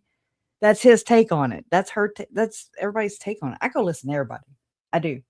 I do too. I even listen to people that I don't agree with because I want to know all sides of the story. Yeah. Yeah. That's why. Yeah. That's why. That's what I've done. It's important. It's not always good, or it doesn't feel good all the time, but well, Kresha, I've got to go because the baby bird. But will you come back? Because I do have a whole panel put together, and I've got some things that I want to talk about the Mormonism, and I do believe that this is just my opinion too. I just think that Mormonism is supporting hidden true crime, and I want to take a closer look at that. Okay. I'll send you some articles too, or I'll gather them together. I'm a gatherer too. What? Okay, well, it's been really great talking to you. Thank you. You too. Okay, bye, Kresha. Bye. Okay, guys, so we are going to get that panel, that Mormonism panel, I promise you. Thank you guys for coming here and hanging out. Thank you for all the super stickers. Thank you, Dr. Vonda K, for becoming a Dragonfly. Do you know what that is? That's the membership program that we have over on YouTube. Here, let me show you a little something about it. And if you're not subscribed, why are you not subscribed? I would really, really, really love to have you as a power subscriber. If you really like my content, be sure to become a Dragonfly, and that's our membership, and it's $2.99 a month. I release all my videos early. We have special emojis over in the chat room. I kind of share things ahead of time with my dragonflies, and I go live sometimes just for the dragonflies. It's a way that I can support you guys and give you more content, and it's a way for you to support our channel. It's $2.99 a month, and I would love to have you.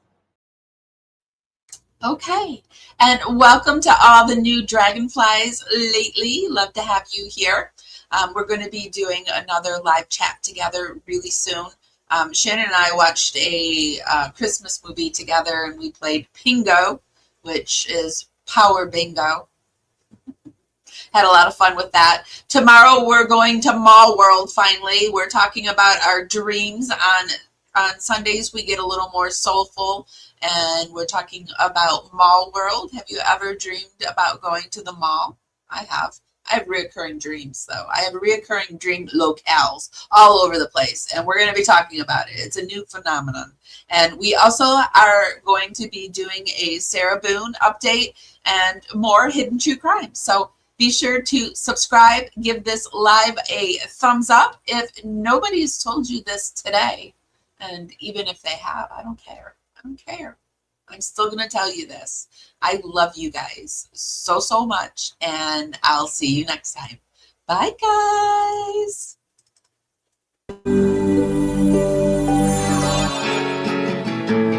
Carefully strumming his old guitar again. Words rolling out into our fire. If heaven had wings, I would steal them and fly away with you for a while. Hearing the essence of gratitude, your dreamy little smile on my lips. I miss my cue, but baby, I had you. Miss my cue, but I had you for that day.